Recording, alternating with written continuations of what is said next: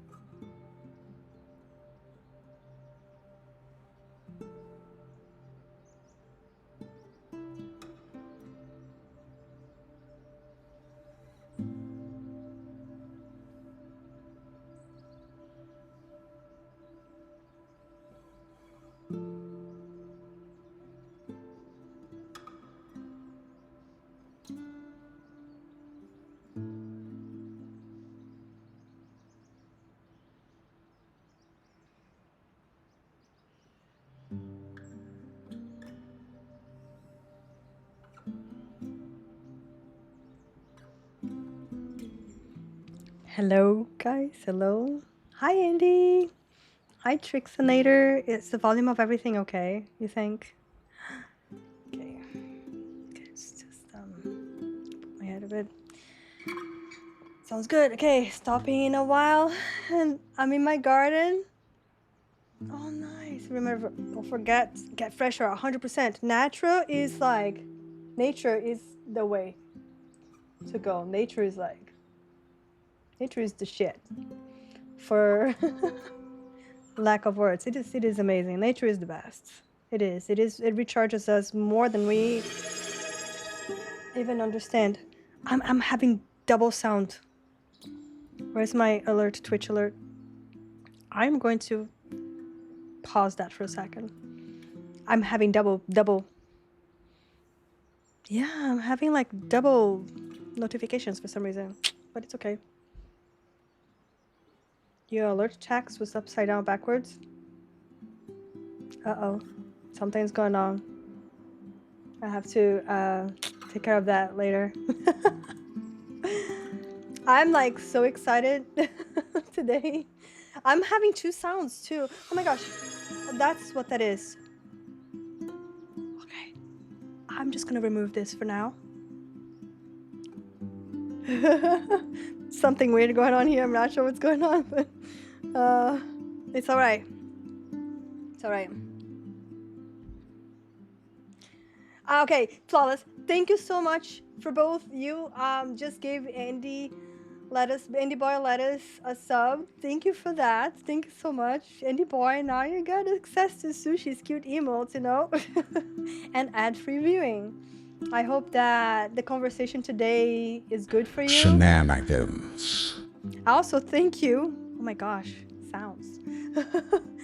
Also, I hope that you all enjoy today's conversation. I'm so excited for today's conversation because it's something I'm really passionate about. Like, super duper passionate about. I just really like the topic that you guys chose for today. And I'm super excited about it. There's a lot going on in here. Like, so bear with me. I might have a couple of hiccups because it's a lot of information. I have like links to science studies and all kinds of stuff. I'm gonna be posting on the chat, and of course, I'm gonna be posting today on the. I'm gonna be posting later today on the on the server, on the mental health channel on the server. Yeah, on the Discord. Yeah. So if you're not on the Discord yet,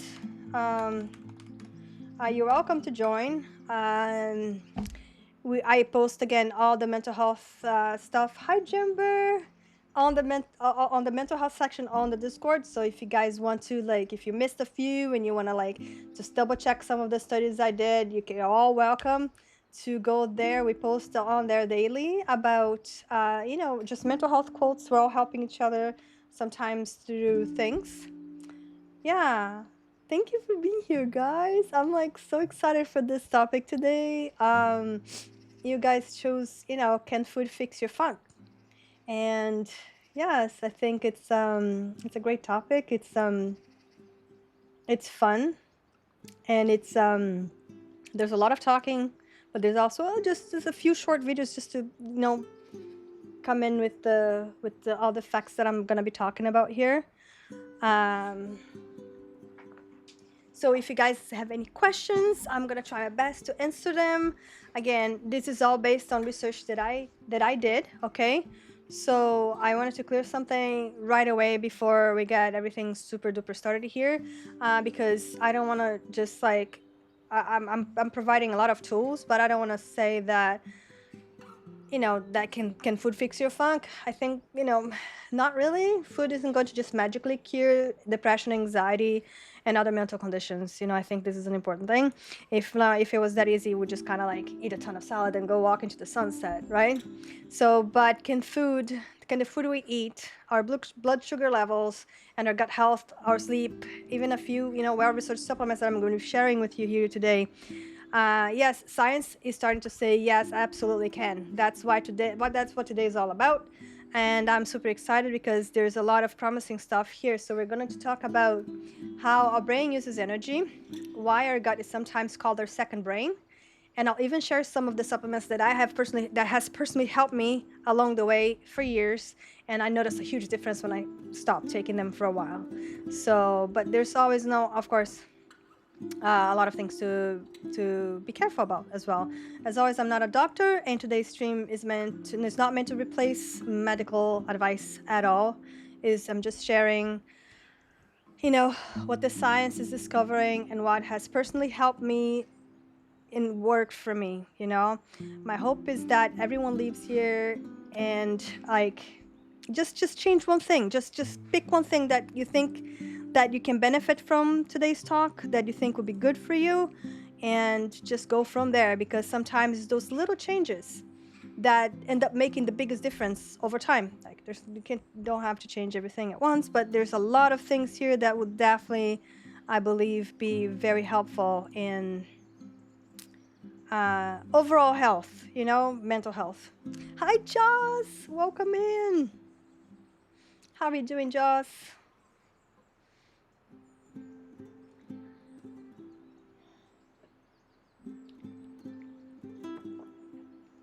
You're working?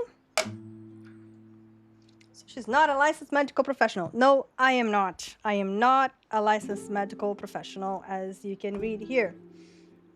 I hope everybody's work is going well, but before I begin, I just here's a disclaimer you guys can read. I've been reading this for you for a while. I just wanted to know that.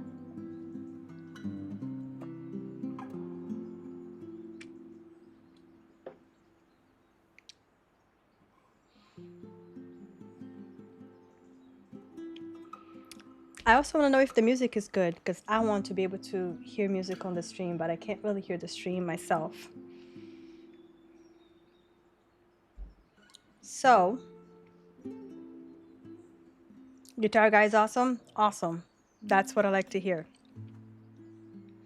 So, today's topic. Today's topic is like the whole food can fix your funk, but we're gonna divide into three different sections. It's gonna be is our gut secretly controlling our mood? So like we're gonna talk about the gut and brain axis. We're gonna talk about glucose and mental health, like how glucose can affect our mental health. You know, there's different things about glucose. Doesn't mean we have to quit, eating sugar, fruits, or anything like that. But there's a way that we can eat, the order that we can eat certain foods that will help our insulin. So we're gonna talk about, insulin spikes and mental health, all of that stuff, And finally, we're gonna talk about supplements. I will only share the supplements that I have. Oh, first day back after a week. I hope you enjoyed your week off, Joss. So I will be sharing only the supplements that have worked for me, that I have tried and that I do absolutely love. So that's gonna be the last segment today. So we're gonna start with gut-brain axis, right? So is our gut secretly controlling our mood? And all the researches that I have done has honestly blown my mind when I first reading about it. I started reading about it a long time, but like now that I just was preparing for this, we even talked about this when Barbara came. I don't know if you guys remember the conversation, but it was an awesome conversation. And if someone had told me 10 years ago that the tiny little bacteria inside our gut could actually affect our mood or stress or even like our overall mental health, I would probably have laughed because I wouldn't have believed in that. Think about like this little bacteria living in your stomach controlling, your brain, or like, do they have opinions now? But the more I started reading and researching about this, the more I realized that there's actually some really interesting science behind it, And again, I gotta clear things up because I think it's really important. If you're living with depression or anxiety, I'm not saying this is because your gut is unhealthy, okay? And I'm definitely not saying stop taking your medications and start drinking yogurt instead.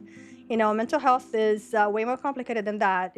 Sometimes therapy helps, sometimes medication can help, sometimes we need both. Sometimes, we need more exercise, better sleep, supportive people around us, more supportive people around us, of course. I think that our gut is just one piece of a much bigger puzzle to solve, And I find that really promising. There's so much science backing that right now, and I'm going to talk about this with you guys, So there's a lot of little ways we can support our mental health, not just one, like not just medication, not just food, not just exercise, not just mindfulness. There's like a whole bunch of things that can help us get our mental health in check. And I think that's really, really fascinating. So what even is like our gut-brain connection? Let's start with something we all know. Have you ever been like really nervous about something? Maybe it was like a job interview, a first date. Maybe it was like a doctor's appointment. Maybe you're getting ready to speak in front of people or starting a stream, And then out of a sudden your stomach feels really weird. Maybe you get like butterflies on your stomach. Maybe we can't eat. Or like we just spend a ton of time in the bathroom before we leave the house because we're so nervous. That's, I think we've all been there. That's our brain talking to our gut. And most of us, I believe all of us have felt that way before, one day or another. Almost every time I used to go to work, oh my gosh, I felt that way. And especially when you have an unhealthy work environment, I feel like sometimes that can really be the case. You can like you just or you know you're gonna go to work to see someone that you don't get along with, or that you had an issue with the day before. You guys, it's just not nice, right? So the cool part about this connection, so our brain talks to our gut, right? Which that's that feeling, like we get anxious, our gut feels. But scientists actually, which was surprising to me, I didn't realize that our gut talks right back to our brain, right? And scientists call that the gut-brain axis. It's like a fancy name, but it's a very simple idea. Our brain and our gut are connected, right? Think of like a two-way highway. Messages are constantly like traveling back and forth between the gut and the brain. And one of the biggest road connections them is something called the vagus nervous system. Hi, cheeks. And we talk about this when Barbara was here about the vagus nerve, right? So it's kind of like a giant phone line running between our brain and our digestive system. Like our brain sends a message down, our gut sends a message back, right? All day, every day, even when we're sleeping. Hi, Grandmaster Wrong, Master Wrong. Welcome in. So our brain and our gut are talking even when we're sleeping. It talk like all the time, all day, every day, right? When I first started learning about this, I thought it was like, whoa, this is really cool, right? But then I kept reading and things got a little weirder, and like I said, every year there's more researches. There's just so much stuff coming out about this. But it turns out that it's not just our stomach talking to our brain, it's also the little bacteria in our brain. I gotta make some more. Some more what? You're gonna make s'mores?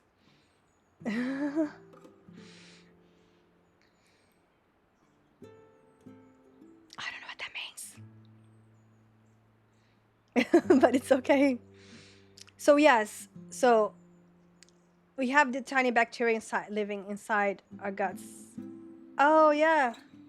Yes, I put some more emotes. Yes. Okay. Yeah, we got a couple of new emotes. I had actually a pack that they sent me the wrong zip thing for my thing and I couldn't open, but it was fine. I have more coming in. So yeah, so we got bacteria in our stomach, and right now inside every single of us there are about 39 trillion bacteria, which is honestly sound like something out of like a science fiction movie or something, but it's okay. Like most of them are there to help us, right? I know, I think most of us know that stuff, but I just wanted to break it down in a simple way. They're supposed to be there. Without them, we would have a hard time staying healthy, because those bacteria help us digest food, and they also make certain vitamins that help protect us from the bad bacteria, and they help train our immune system. They even make little molecules that help different parts of our body communicate with each other, like the movie Osmosis Jones. I haven't seen that movie, you know? I haven't seen that movie. Osmosis Jones. But scientists have like a name to call this community of bacteria living inside our gut, which is called the gut microbiome, right? All that means is the community of tiny living things inside our digestive system. It sounds kind of gross, but it's pretty amazing actually when we think about it and learn more about it, because we're basically walking around with an entire living ecosystem inside of us, right? It's kind of a cool thing. I think it's cool. We have our own universe living inside of us, right? And researchers are finding that this tiny little ecosystem could be doing a lot more than we think, or could even like ever imagine. And I think it's so cool, So I wanted to talk about how the scientists figured this out. And I think I like this part, because a few years ago, researchers started noticing something really strange. So people living with depression sometimes had different gut bacteria than people living that were not depressed. And so then researchers started seeing the same patterns in people living with anxiety. And then, like, at first, they were not quite sure if it meant anything. Maybe it was just coincidence. But then another study found it, and then another and another, and then there were studies in different countries, different age groups, different groups of people. And eventually researchers said, okay, maybe this is not just luck. So in 2021, they gathered dozens of studies and looked at all of them at once. This is called the systematic review. So instead of asking, like, did one study find, they asked, what do all studies together seem to be telling us? And something really, really interesting showed up again and again. And it was that people living with depression or anxiety often had different mix of gut bacteria than the people without those conditions. So, and like, I'm not saying that, unhealthy gut bacteria causes depression. I don't know that. I can't, like, this is, I have to keep this very, like, I need to make sure I say this because I'm not a scientist or anything, but I had read a lot of papers. But if we think about it, like, when we're stressed, sometimes we don't sleep well, sometimes we eat differently, and sometimes we don't exercise as much, and we forget to drink enough water, and that can also affect our guts, right? So researchers think it's probably a conversation kind of going both directions. Our brain affects our gut, and our gut affects our brain, vice versa. So if anyone wants to read the review later, I have the review right here. I'm also going to be posting it on Shenanigans. And but then it came one of the weirdest studies I think I've ever read. One of them. I have read some weird studies, but when I read this one, I thought it was kind of weird, So about to hop in the van and drive home. Safe drive! So they thought, like, what would happen if we took gut bacteria from people living with depression and gave those bacteria to mice, right? So that's kind of weird, right? I think that's weird, but they did it, And the mice, they had been raised without their own gut bacteria. So the researchers, they gave them the gut bacteria from people with depression, and sometimes something really strange happened with the mice. They started acting differently. So they became less interested in things they normally enjoyed. They were less active. They showed behaviors that looked similar to depression, right? But mice are definitely not people.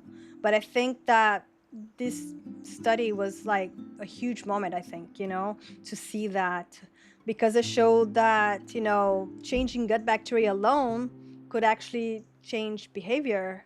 And so the bacteria were like, there's definitely something going on here. There's definitely something happening here.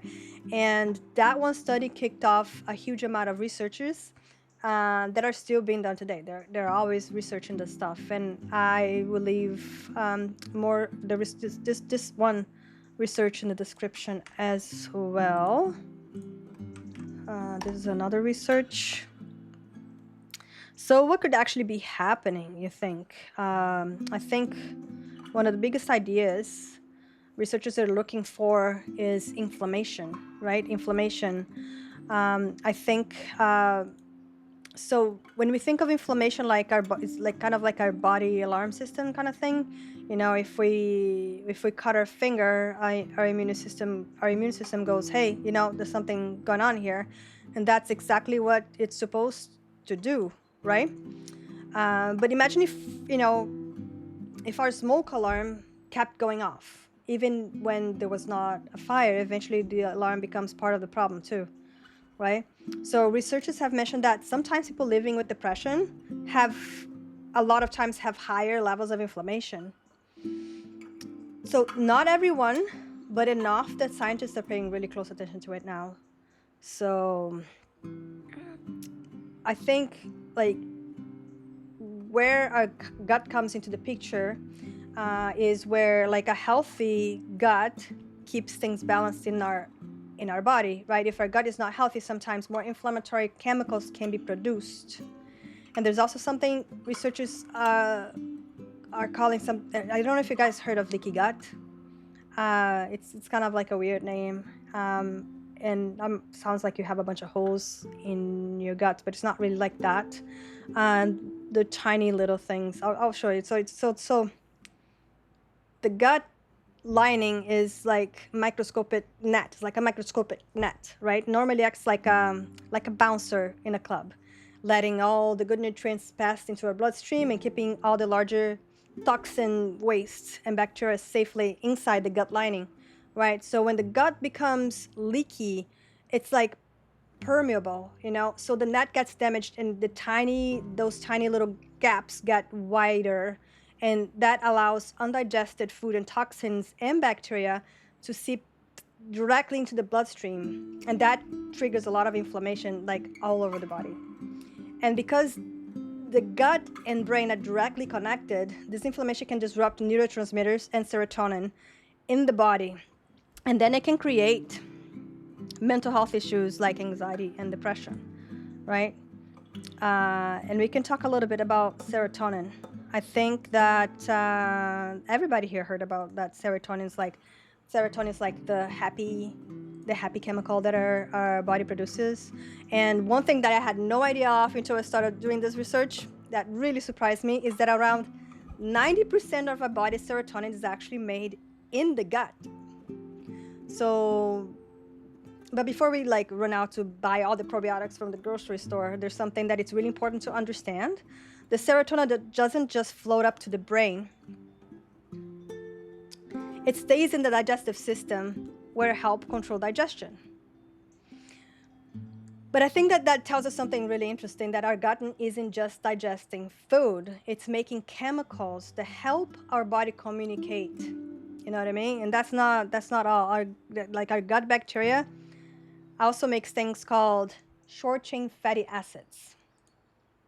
I know that's not like a catchy name or anything, but these short-chain fatty acids, these little molecules are actually pretty amazing. So whenever our gut bacteria eats fiber, they produce these tiny compounds, kind of like little thank you gifts to the body, you know what I mean? And researchers think that they do help lower inflammation. They help keep the lining of the gut healthy. They support our immune system, right? Look at you go. Serotonin, the good stuff, 100%.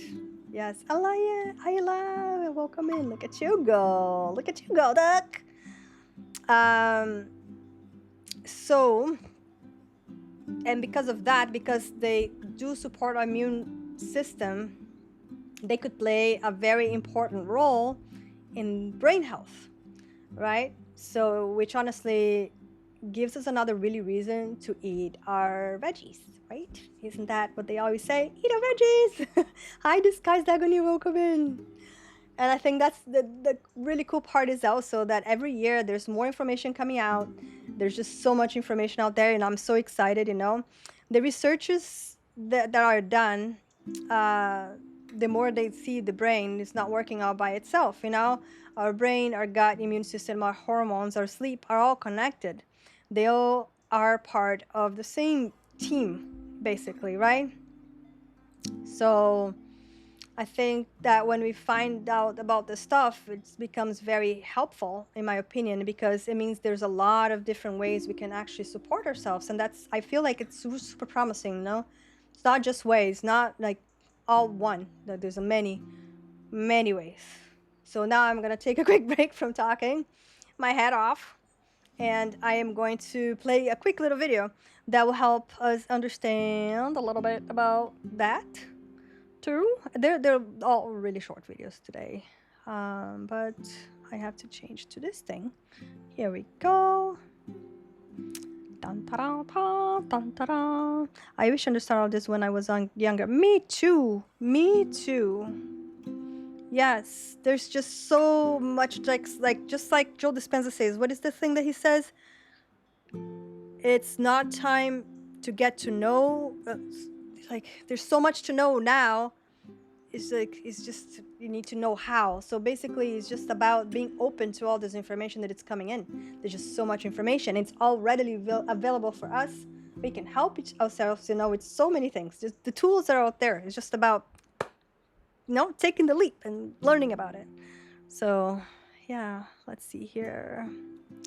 We have this one, how the food we eat affect our guts. And then we have also hidden cause of depression, anxiety. But I'm going to play one now, and then I'm going to play one after my next little segment, still on the gut and brain. Gut and brain go for a little bit here.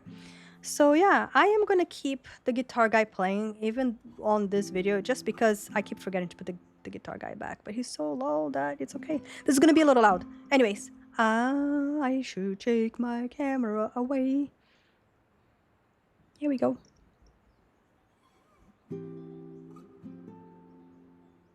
On or inside of us.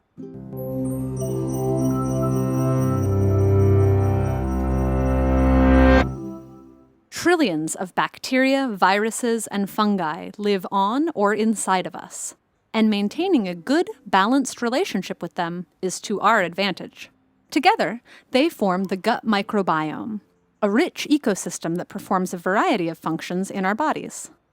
The bacteria in our guts can break down food the body can't digest, produce important nutrients, regulate the immune system, and protect against harmful germs. We don't yet have the blueprint for exactly which good bacteria a robust gut needs, but we do know that it's important for a healthy microbiome to have a variety of bacterial species. Many factors affect our microbiomes, including our environment, medications like antibiotics, and even whether we were delivered by C-section or not. Diet, too, is emerging as one of the leading influences on the health of our guts. And while we can't control all these factors, we can manipulate the balance of our microbes by paying attention to what we eat. Dietary fiber from foods like fruits, vegetables, nuts, legumes, and whole grains is the best fuel for gut bacteria.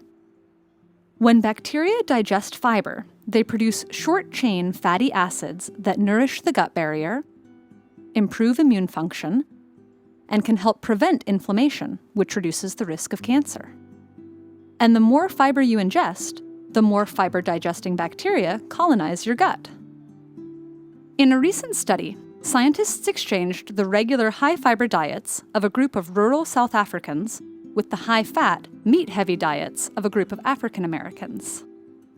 After just 2 weeks on the high-fat, low-fiber, Western-style diet, the rural African group showed increased inflammation of the colon as well as a decrease of butyrate. That's a short-chain fatty acid thought to lower risk of colon cancer. Meanwhile, the group that switched to a high-fiber, low-fat diet had the opposite result. So what goes wrong with our gut bacteria when we eat low-fiber processed foods? Lower fiber means less fuel for the gut bacteria, essentially starving them until they die off. This results in less diversity and hungry bacteria. In fact, some can even start to feed on the mucus lining. We also know that specific foods can affect gut bacteria. In one recent microbiome study, scientists found that fruits, vegetables, tea, coffee, red wine, and dark chocolate were correlated with increased bacterial diversity. These foods contain polyphenols, which are naturally occurring antioxidant compounds. On the other hand, foods high in dairy fat, like whole milk, and sugar-sweetened sodas were correlated with decreased diversity. How food is prepared also matters. Minimally processed, fresh foods generally have more fiber and provide better fuel. So lightly steamed, sautéed, or raw vegetables are typically more beneficial than fried dishes. There are also ways of preparing food that can actually introduce good bacteria, also known as probiotics, into your gut. Fermented foods are teeming with helpful probiotic bacteria, like lactobacillus and bifidobacteria. Originally used as a way of preserving foods before the invention of refrigeration, fermentation remains a traditional practice all over the world. Foods like kimchi, sauerkraut, tempeh, and kombucha provide variety and vitality to our diets.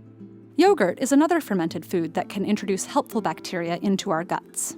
That doesn't necessarily mean that all yogurt is good for us, though. Brands with too much sugar and not enough bacteria may not actually help. These are just general guidelines. More research is needed before we fully understand exactly how any of these foods interact with our microbiomes. We see positive correlations, but the insides of our guts are difficult places to make direct observations.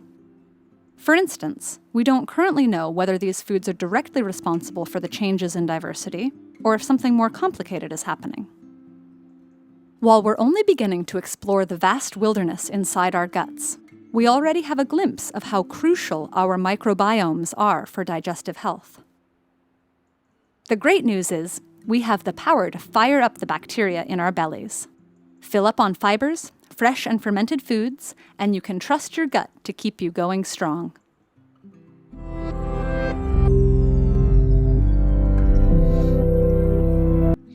I don't know if you guys like this info. I like this info very much. I hope you guys enjoy it. Okay, what does Frosty have to say? Serotonin, the good stuff, right? Game day, Dave. This chill frog might be onto something. Help keep the good vibes and brain boosting content flowing. Your support makes giveaways and gear upgrades happen. Oh, of course. Oh, I didn't even notice it was the freaking tip thing. That's funny. Yes. So, as we were talking before I posted the video,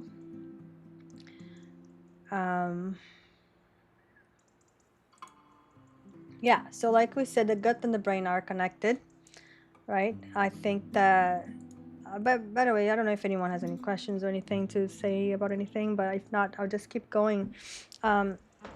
So if our gut and our brain are connected, I gotta get back into it, what can we actually do about that connection to, help us, just improve our mood, improve our overall health, because I think most of the things that will help us, they're not like super expensive or overcomplicated or anything, and we don't have to make like a huge change all at once. I think we can just give ourselves a better chance to feel our best. And I think one of the biggest things researchers agree on is that our gut bacteria loves fiber. And I think most of us don't eat enough fiber. Who here eats enough fiber? Fiber is found in many different places. Like you can find fibers in vegetables, in beans, lentils, seeds like flax seeds or psyllium husk. In some fruits are better than others for fiber. I gotta weigh in the fiber versus the sugar, right?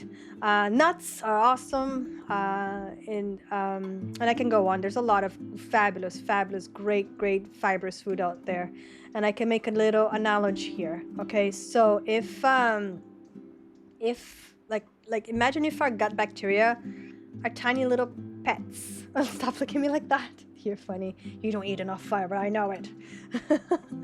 So let's imagine that our gut bacteria are kind of like tiny little pets. Simple change I made was adding half a cup of vegetables to each meal, and I noticed huge difference in my energy levels and mood. Oh yes, we're going to be talking. We're talking about the gut and brain axis. We're going to talk about glucose, and there's an order to eat stuff, and you're gonna love that. And I'm so proud of you for doing that. This is great, But if we have all these little gut bacteria pets living in our tummy and whatever, and if we never feed them, they're not gonna be doing very well. And fiber is like their favorite food. So every time we're feeding, those helpful bacteria that we have in our gut, and then when we eat, they make those short chain fatty acids that we talked about earlier, right? So those little compounds help lower inflammation. It keeps our gut healthy, and it could even help support our brain, which is like amazing. And I think the variety is important too. Like there was a research actually that found that eating a wide variety of plant foods seemed to be really important. So there was this really huge study found, and I'm gonna put the study here. So it said that who ate 30 different plant foods every week had a healthier and more diverse gut. The gut microbiome than those who weigh fewer than 10. And I know that sounds weird, but we don't have to panic here, okay? We don't have to eat like 30 salads a week, you know? It's blueberries count, like garlic, onions, herbs, spices, beans, lentil seeds, nuts, you know, all of that count, you know, even like different color counts too. So we don't have to stress about hitting the exact like 30 plants every week. I think the biggest takeaway is kind of to try adding more variety whenever we can. You know, maybe just like adding some pumpkin seeds onto like a salad or your food, or just trying a new vegetable this week, you know. There's just, you know, I love sprinkling pumpkin seeds and what's the name of that other one? The sunflower seeds. I like putting that on my food on a regular basis, and I think that all those little changes add up. And there's another study here. So there's the garden. This is the there's an article, which is the garden. The first one I sent is the article about the research. So if you don't want to read the research, it's like it's kind of boring. It can be very boring. But the garden article actually talk about that, about all of that stuff, the whole 30 food thing. So fermented foods are so important, though, you know. So fermented foods, they have a natural helpful, they help the bacteria on our gut naturally, right? They have all those good bacteria on them, right? They're helpful bacteria that are they have beneficial compounds that are produced when they're fermenting, right? During their fermentation thing, you know. They're not like magic or anything, but they could be another way to support our gut health in a really, really positive way, you know. And my favorite ones are kefir, sauerkraut. I love kimchi, miso. I love miso. I like to just sometimes just drink the broth alone. But there's also like tempeh, kombucha, naturally fermented pickles, anything fermented really, to be honest, that are fermented properly. I used to ferment my own stuff, but I don't have time for that anymore. Honestly, it's kind of like it takes a bit of time. But I used to make my own kombucha, my own kefir. I used to make my own ginger beer, my own sauerkraut. I did my own kimchi before too. But all of that stuff takes a lot of time. And so now I buy most of that stuff, but sometimes I'll take time to do a little something here and there, right? Which is good. Salmon Costco so far safe. Good. I'm sure it's safe to eat. Hi, Eric. Welcome in. I'm glad it's safe. So true. The little things make a big difference. It doesn't have to be super complicated. Even just making a normal meal and mixing in a veggie to it. Like my kids love mac and cheese, but I add either beef or chicken to it. Me too. I add broccoli to Vinny's, and they don't notice. Or even like cauliflower is even better because they don't even see the color. Tonight's Home Depot. You're going to Home Depot. Nice. Also, there's some cottage cheese that also have live cultures in them. And also some regular cheese, like depending on how the cheese is done. I really like the actual Parmesan cheese, like from Italy and stuff. They have really good enzymes and vitamin K in them. Joe Guy Rich, welcome in. How are you? When is it gonna stop? I keep spending money on my bedroom. Oh my gosh. I wonder what's next. I'm excited to see it. Riz 2 is costing me. Oh my gosh, I can't wait to see it. I really can't wait to see it. That's gonna be awesome. Welcome in, Chogai Ridge. Thank you for stopping by. I'm glad I'm here for your stream. I appreciate that. Yeah, so usually like aged cheese are good. I love Beemster, the aged Gouda. They have these little crystals in them, and they have, again, great enzymes. Hi everyone, Sushi Chat. Hi Cloudy, welcome in. I'm so proud of you, Cloudy. You know what I'm talking about. But like, if you have never tried fermented food, you don't have to go buy the whole shelf of fermented stuff and the health meant the natural health section over there at the grocery store or anything like that. But if you pick one and you can implement them on a regular basis, I think that will be pretty amazing. You know what I mean? So yeah, you see how that changes your life. I myself, I have my regular, I have my sauerkraut and stuff that I implement on my actual meals, but I do like to take this in the morning on empty stomach. And you start with a teaspoon because it can be harsh on your stomach if you take too much at once. I take about a tablespoon now, and that's all you need. It's a coconut probiotic, so you shake it, and it has like 4 trillion per serving. It's a more affordable way to get lots of good, gut bacteria. But also, you gotta remember to feed those bacteria. So of course, right? Yeah. So before I take my supplements, I take that, and it kind of just gets all over your body. Tempeh is one of my favorites. It's so good. I used to use tofu, but since I have IBS, I can't do a lot of soy. Yes.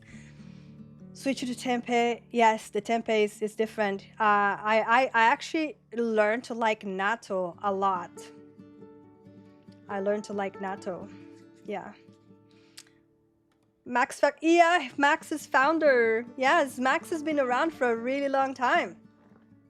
Yes, he's been one of my first followers, from my first subscribers since longer than you. Yeah, I met Max before I was even affiliated.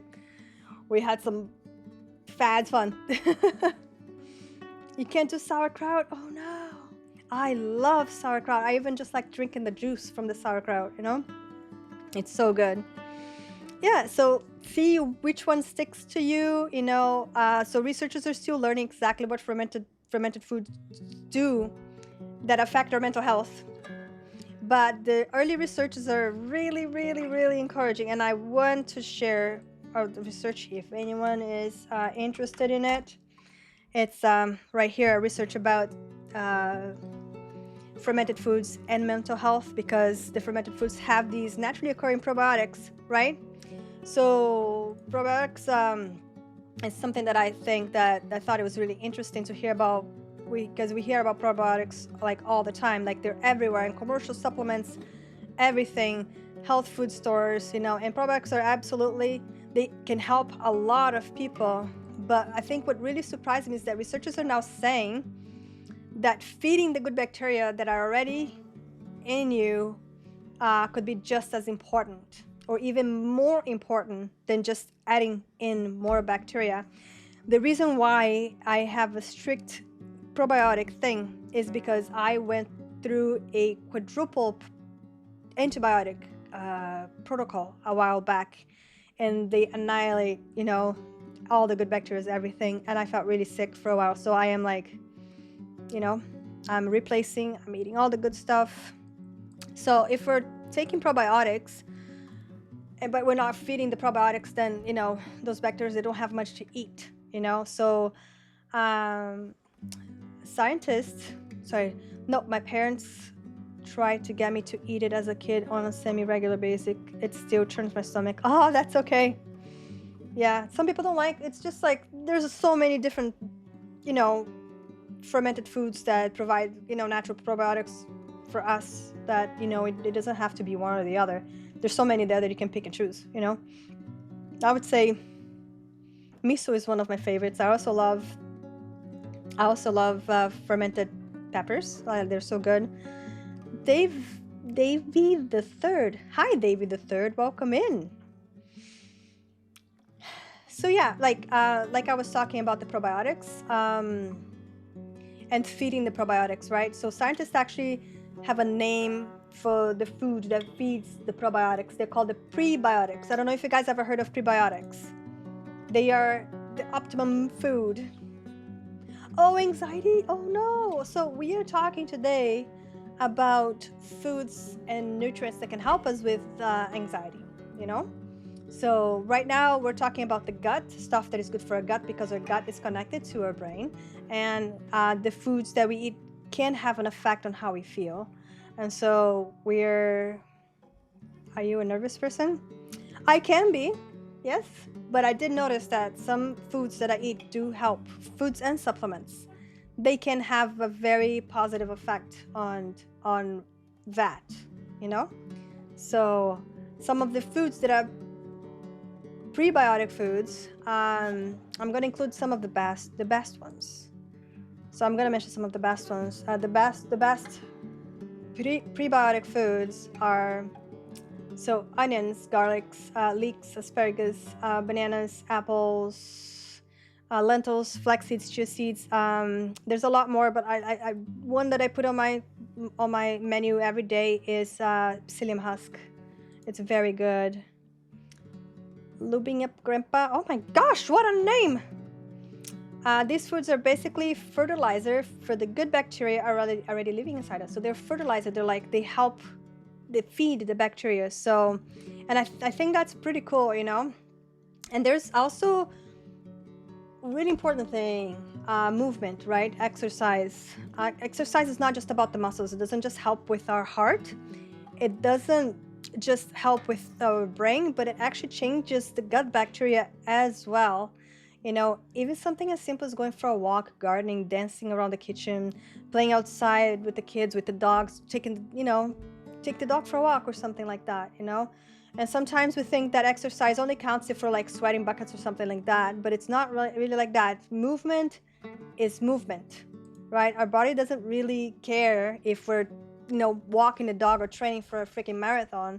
Moving's always a good thing, So sometimes I feel like our belief in food that helps more than anything.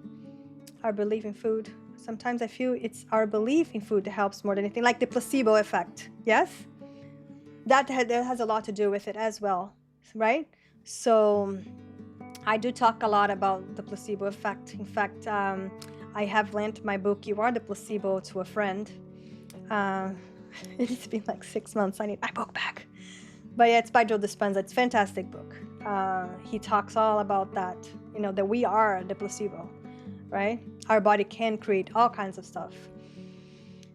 So, and then there's sleep. We all need sleep, right?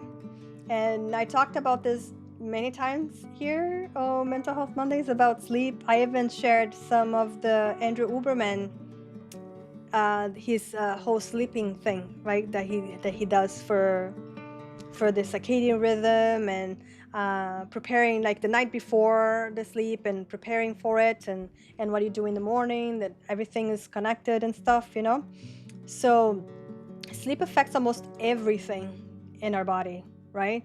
When we're tired, our stress hormones change, our appetite changes. Sometimes we crave more sugar.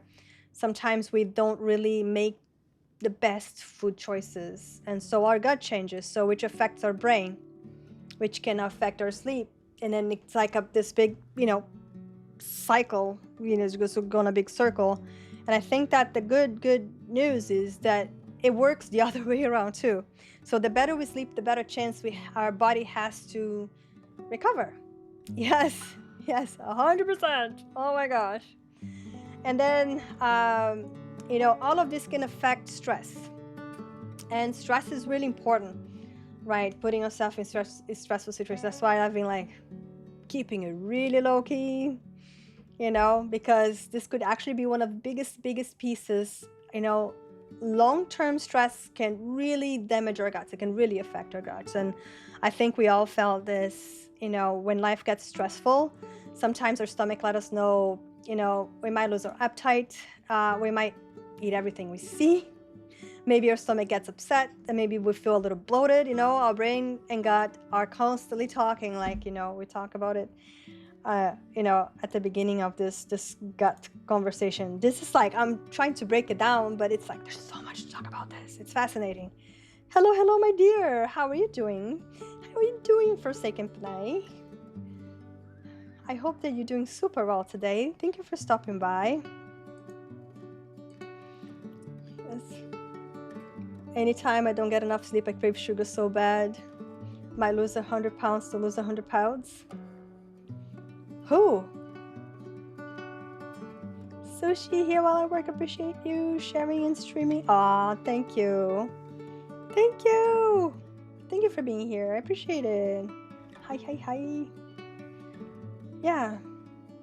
So that's why it's important to, like, you know, things like deep breath, deep breathing, walking outside, walking barefoot in the nature, in like the grass, you know, praying, meditating, whatever it is that you do, or playing with your dogs outside or your pets, whatever pet it is, you know, listen to music you like, and just spending time with the people we love can all make like a huge difference in stress and stuff like that. And it's not because they magically fix everything. I think it's just because they help calm our nervous system a little, you know. And when our nervous system settles down, our gut really appreciates that, you know. And so I wanted to share one of my favorite studies. It's a pretty cool study. I wanted to tell you about the study called SMILE trial. The SMILES trial. It's this right here. So researchers worked with people living with major depression. Instead of testing a new medication, they helped one group improve the quality of their menu over about 3 months. Okay, so they encouraged more vegetables, fruits, whole grains. Thank you for the lurk, Robin. Sassy, hello, welcome in. Not a healthy diet, do not recommend. No, I wish I could pin all of these. Oh, I know, it's okay because I'm posting them on the mental health channel later. Anyways, all of this is gonna be posted there. So I'm just putting in case anyone wants to open a tab for them or anything like that. An older gentleman taught me what he calls constant meditation. I'm always putting my mind in a good place so I can function in constant pain. Changed my life. Oh, that's good. That's awesome. I think focusing on breathing is so important, right? Yeah. So on this SMILE study that I posted up there, so like I said, they divided, you know, people over the course of 3 months. So one group, they ate more fruits, whole grains, beans, nuts, and healthy fats, and no processed foods or anything like that. And then the other group, they received like social support, and both groups improved, which, you know, makes sense. You know, feeling supported is really important. But the thing is that the nutrition group improved even more. And what the studies show is that improving our eating habits could be another, you know, helpful tool with everything else. And I found that really encouraging, you know, because food is something many of us most of us, I think, have control over, you know, not perfect control, you know, just some control. And sometimes those little choices do add up. So I'm posting here. It's just here for anybody that wants. So I feel like that when I read these researches and these papers and stuff, I feel like the researchers are becoming more convinced every year that our mental health is not just happening inside our heads, you know. It's obvious now that our brain and gut, you know, our immune system, our hormones, sleep, movement, our food, they're all connected. You know, they're all part of the same team, basically. And I find that just really helpful to know and hopeful, you know. And I'm curious what you guys think. What surprised you about this gut conversation? If it was like the fact that we have 39 trillion bacteria living inside of us, or that like 90% of our body's serotonin is made actually in our guts. It's like, you know. Or was it like our gut and brain are always talking to each other, you know? So I would love to hear what stood out for anyone, you know? And so I will leave actually all of these here because I have them all. Oh shoot, no, I can't do that. Hold on.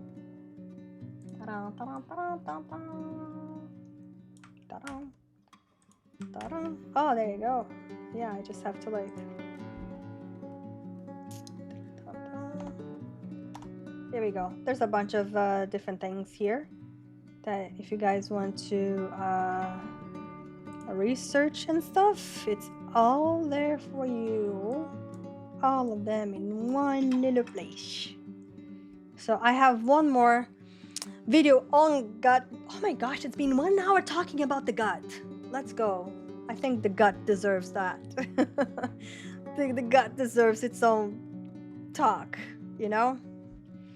Yeah. So here's the guitar guy, Jaxie. Yes, it's just, there's just so much. I try to compress and just keep it like, but there's just so much in it.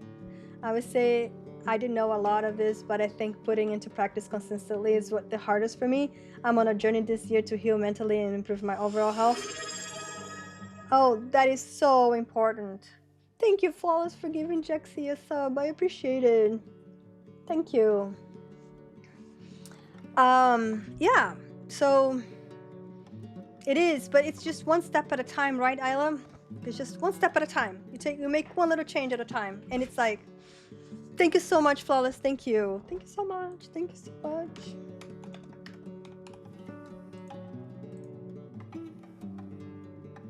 Yes, thank you. I appreciate it. So I have one more video about the gut still, which is the hidden cause of depression and anxiety, brain and gut connection. So I think this is a good, I love Dr. Berg, by the way. No, I'm not being endorsed to say this, but if you like to know, to stay informed on really good stuff, I would highly, highly recommend you checking out Dr. Berg. He has thousands of videos on YouTube now, one step at a time. I did take a lot of time this year to focus solely on mental health, but I know I'm adding in more movement, better food habits, etc. That's so important. And this is what we're all here to talk about, you know? Yes, so let's have a look at this. I'm gonna keep the guitar playing because it's gonna be loud anyway. So anyways, hope you enjoyed this. Let's talk about another hidden underlying cause of depression and anxiety. And it has to do with your microbiome, the good bacteria in your gut.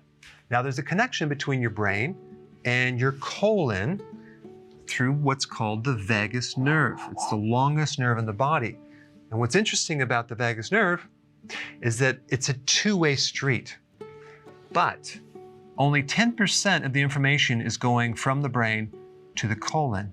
Whereas if we look at the communication coming from the colon to the brain, that's 90%. So in other words, you're getting a lot of feedback in your brain from things that are happening in your gut, especially with all the things that are connected to the good bacteria.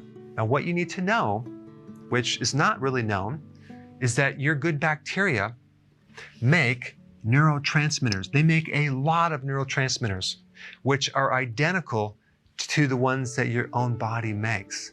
So here you have these microbes that really are symbiotic. They're working with your body. They're not your body. They're just other thing, helping you greatly, making acetylcholine, GABA, norepinephrine, serotonin, and dopamine.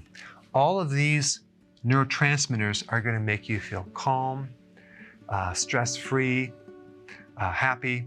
So if there's any problem with your microbes making these, that information is transmitted up here and you're not going to feel that great. This part of the nervous system is part of what's called the parasympathetic, which opposes the sympathetic, which is the flight or fight. The parasympathetic is all about rest and digestion and recovery. So if there's stress down here, it's going to travel up here and you're going to feel it. Worry, anxiety, panic, and then depression. All these things can occur if your gut is not right. And the reason I'm bringing this up is because if you're not aware of this and you just decided to go the medical route and you just take drugs and not knowing that this is the root cause, you might not ever solve the real problem. Now, also with the microbiome, they eat fiber, okay, from vegetables, and they make, as a byproduct, small chain fatty acids. So these microbes are converting this fiber, which is this carbohydrate, to a type of fat. And that specific type of fat can provide up to 90% of the energy for the colon cells. It also helps improve insulin resistance, which has to do with your blood sugars. And it also supports the integrity of your gut lining. So it has a very, very important purpose. So if you don't have enough microbes that are making this, then guess what? You're going to be tired, and that's going to feel like you're depressed, but you're really just exhausted or tired. So the combination of a lack of these and lack of this could make you feel quite crummy. Also, if there's inflammation going down here, or even if the microbes move to the small intestine, and that's called small intestinal bacterial overgrowth, that can create a lot of stress up here as well, because those microbes in the wrong place are hogging and eating up all your nutrients and leaving you deficient and creating a B vitamin deficiency, and you're going to feel stress from that. The point I want to make with this video is that there's a huge, huge connection to your state of well-being and your digestion. Now, on the flip side, if you're stressed, that can also affect your digestion. You've heard about the concept of being stressed and then getting an ulcer. That's why. The other thing you need to know is that this communication that goes down here also controls enzyme release, acid production, hormone release, the muscles around the colon. So you can have stomach pain from spasm, the increase or decreased speed at which the colon works. So you can have diarrhea or constipation. You can have an overacid stomach, and you can have a lack of enzymes, which inhibit your ability to digest food. So for more information about how to support a healthy colon, check out this video right here. All right, Dr. Berg. Okay, I've been following Dr. Berg since 2018. He is really, really fantastic. Really fantastic. If you don't follow him on YouTube, I would highly, highly recommend. Welcome in, Storm Galaxies.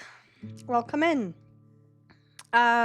So yeah, maybe I'll just put me. Maybe I don't know if I'm gonna get a problem having this guy on, like with like, how do you say, copyright and stuff, you know. Hi, do you wanna come up? Come on. You look like you wanna come up here. Come here. You're welcome to come up here, you pretty girl. She likes coming hanging out with mom sometimes. The guitar guy. I don't know. I don't think the guitar guy would mind me sharing his music, you know. If you guys want to know who the guitar guy is, his name is Dwaller. D-W-A-L-E-R. He has really fantastic music that he wrote. And it's all very chill, you know. I haven't gotten any issues from him. So thank you for following Dr. Berg Flawless. I appreciate that. Thank you. But yeah, no, Dr. Berg won't give me any issues. He'll be fine, you know. But yeah, so next we're going to be talking about glucose. And this is an important conversation. So we're going to talk about how glucose could affect our mental health. And I'm going to be talking about like glucose, the brain, and talking about if like the way we eat could sometimes affect our brain fog, focus, feeling cranky, anxiety, depressions, and you know, those things that we just like, we say, nope, I'm not doing this today, you know. So I want to give credit though to her name is Jessie Imshelspe. I don't know how to spell her name, but she's the glucose goddess from the channel Glucose Revolution. So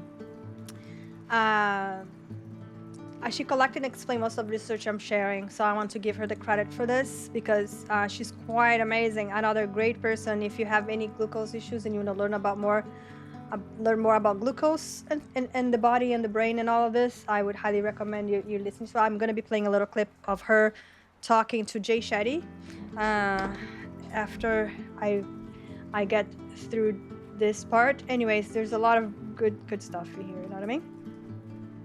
So this whole glucose thing became really personal to Jessie because she dealt with depression, anxiety, disassociation, panic attacks in her 20s. Yeah, inchospé. I think that's how she's French. So she noticed that glucose spike seemed to line up with some of her symptoms. And so she found that studying her glucose became one part of her healing, along with therapy and EMDR for trauma, which, you know, Vinny and I, we both did EMDR, and it can help. It's a very difficult kind of therapy, but it's extremely beneficial as well for people with trauma, right? Food is not a cure for all mental illnesses or anything, and it doesn't replace therapy, medication, or medical care. So if you have diabetes, low blood sugar, insulin resistance, glucose lowering medications, or anything like that, any kind of disorders, you should definitely talk to a professional before making any changes. Like, this is just information that I'm sharing, right, about glucose, but don't make any changes without consulting with your doctor, even if it resonates with you, okay? So glucose is like fuel, right? When we eat carbs, many of them become glucose, right? Our blood glucose rises, insulin helps move into our cells, and then it comes back down. That rise is normal. Like, we're not trying to make our glucose perfectly flat, and we're definitely not saying that carbs are bad, you know? So don't like throw away your bread or anything like that. So we're just looking at like bigger spikes and drops, or what happens when our body has trouble using insulin over time, right? Sleep, stress, medication, movement, meal size, and what we eat together can all make a difference together, right? So these patterns, so this is about patterns, not blaming a cookie or cake or anything like that, you know? So brain fog and afternoon crash. I don't know who here has ever had afternoon crashes. I think that a lot of people reach for that afternoon coffee sometimes because they have that afternoon crash. So I think most of us do get that. You know, we can't focus, and, you know, we walk into a room with absolutely no idea why we're there sometimes. You know what I mean? You eat a lot of junk food? Oh no!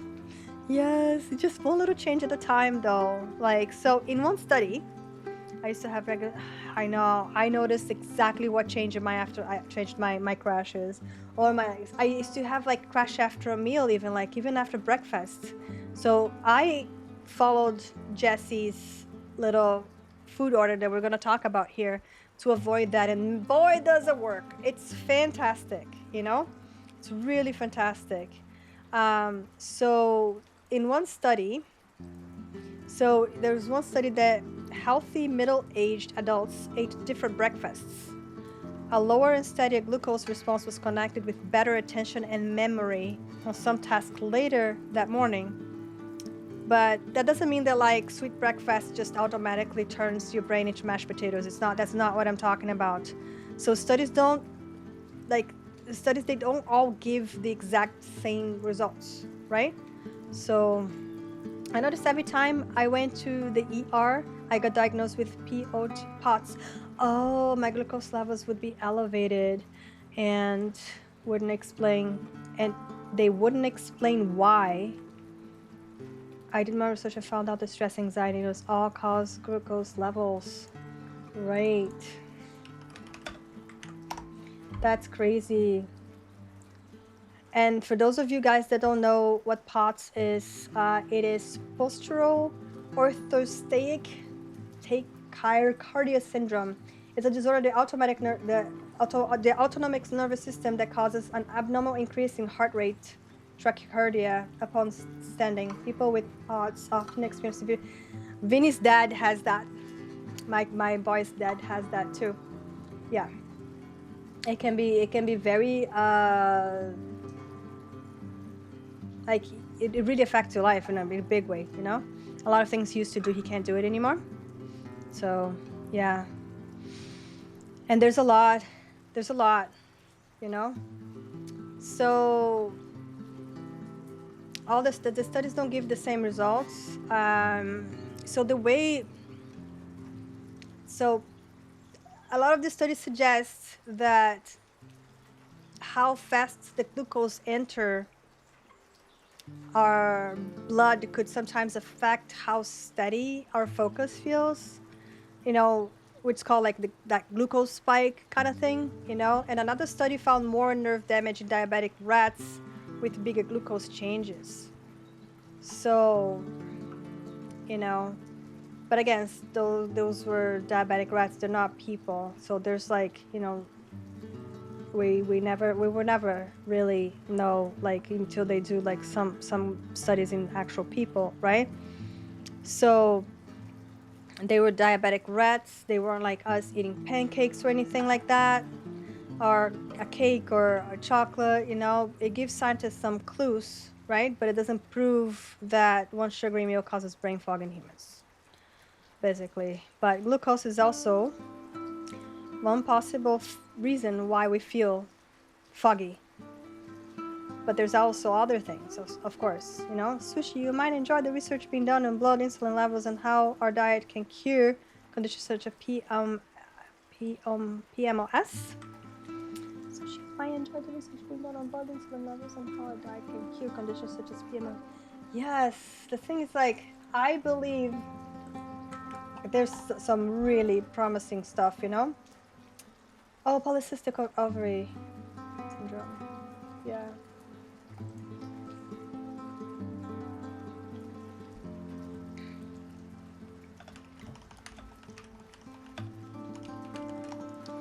Yes, my POTS is why I don't go outside much in the summertime, because even with following treatment plan, heat's a huge trigger for me. Sassy!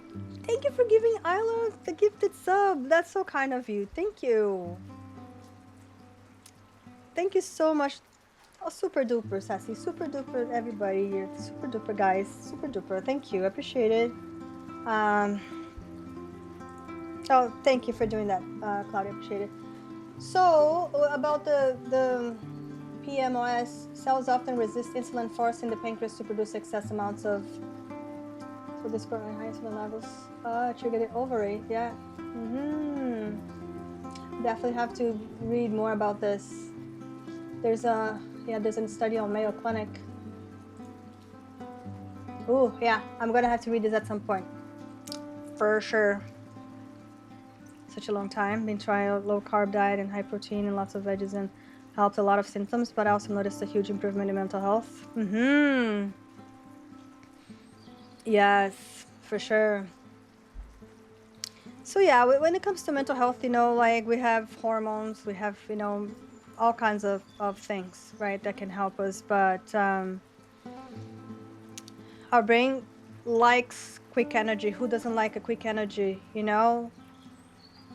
Like an energy drink, coffee, sweet foods, a sandwich, you know, those things that, you know, triggers that brain reward system, which, you know, involves dopamine, right? Our brain basically says, yeah, more of that, please, let's go, you know. But, you know, those quick pleasures, they don't give us, like, they don't give us steady energy, you know. They give, you know, if the breakfast is full of refined carbs and sugars, you know, you can feel great for a little bit, but then, you know, you're gonna be hungry, tired, cloudy, and cranky later. For sure, you're gonna have that crash, right?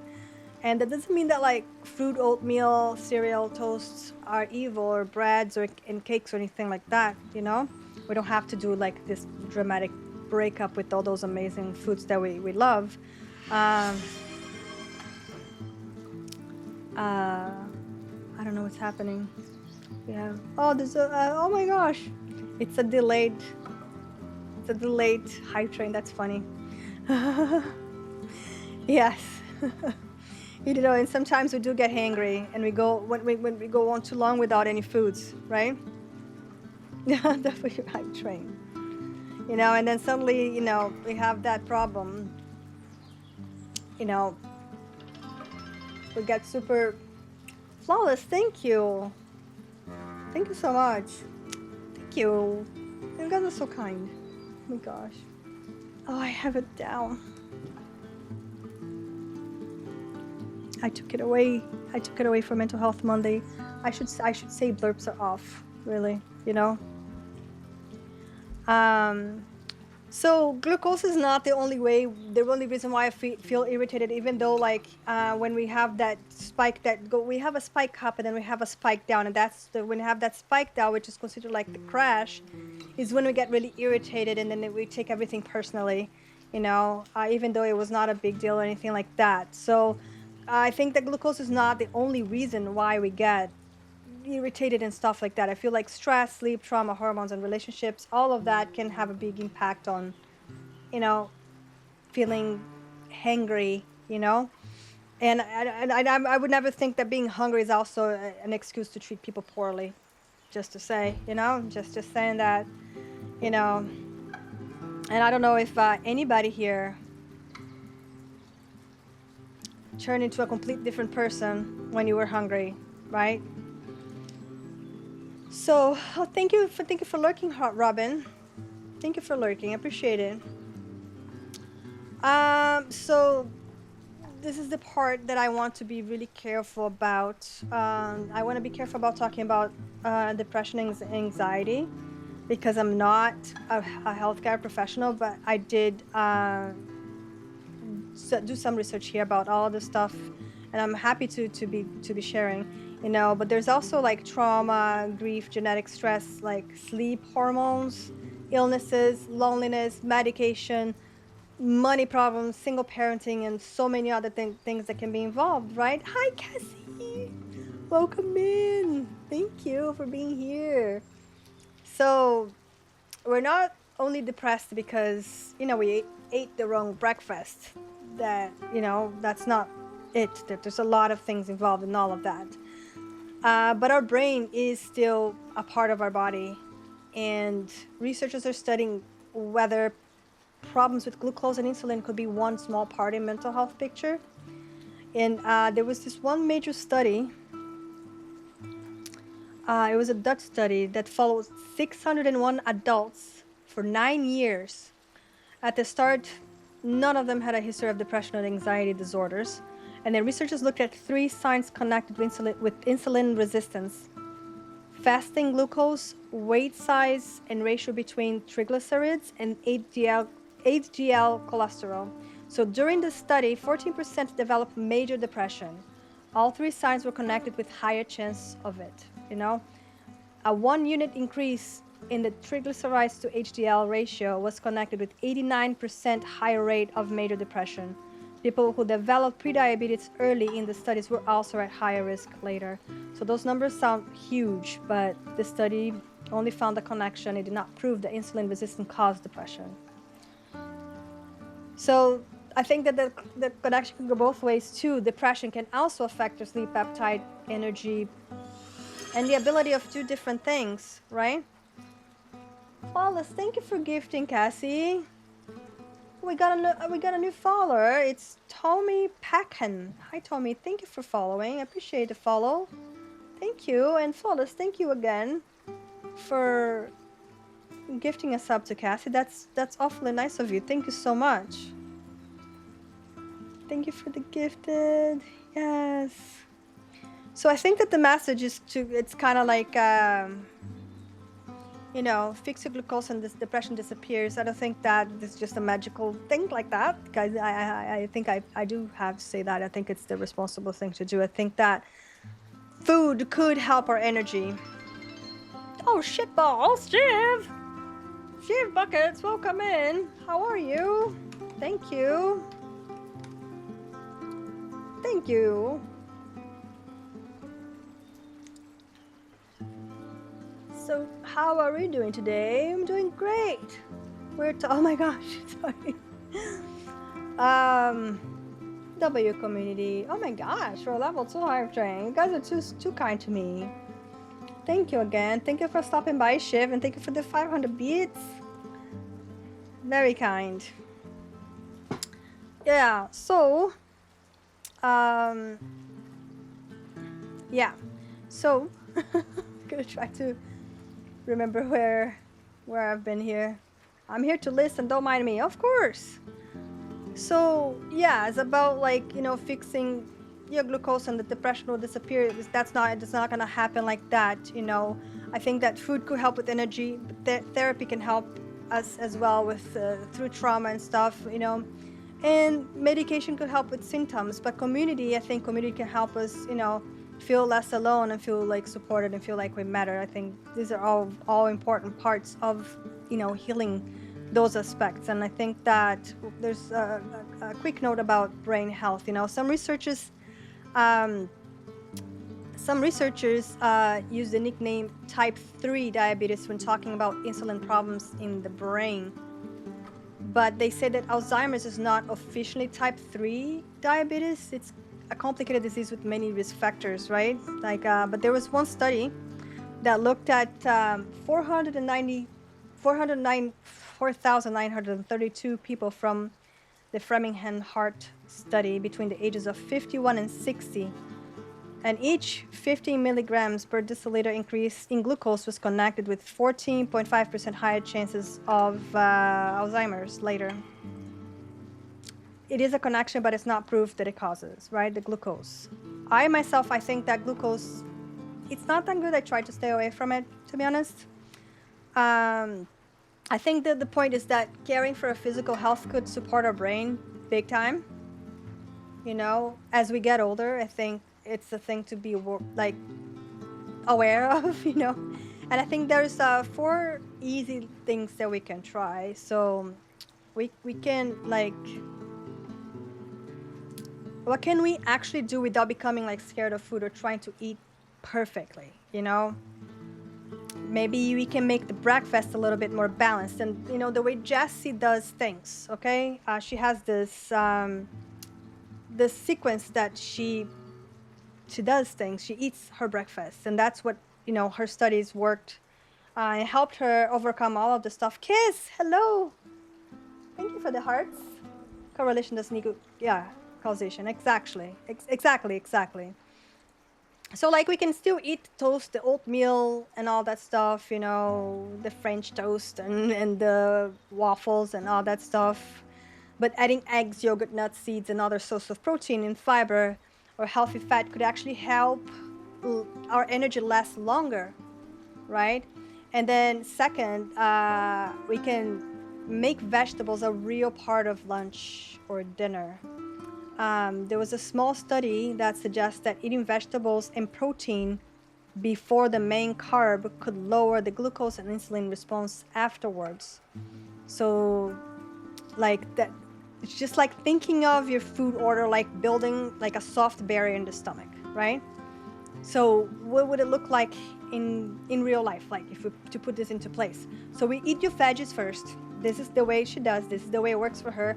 And I honestly, I have been applying this for me. Of course, I don't do it all the time because it's kind of hard all the time to eat your veggies first.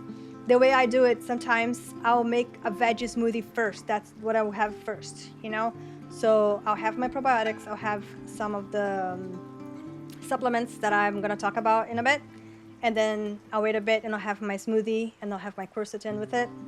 And, that's a way to implement the veggies first. I don't put any fruits in my smoothie. I only put vegetables and psyllium husk, flax seeds, ginger. So basically it's like a veggie smoothie. It doesn't taste very good, but I know it's really good for me.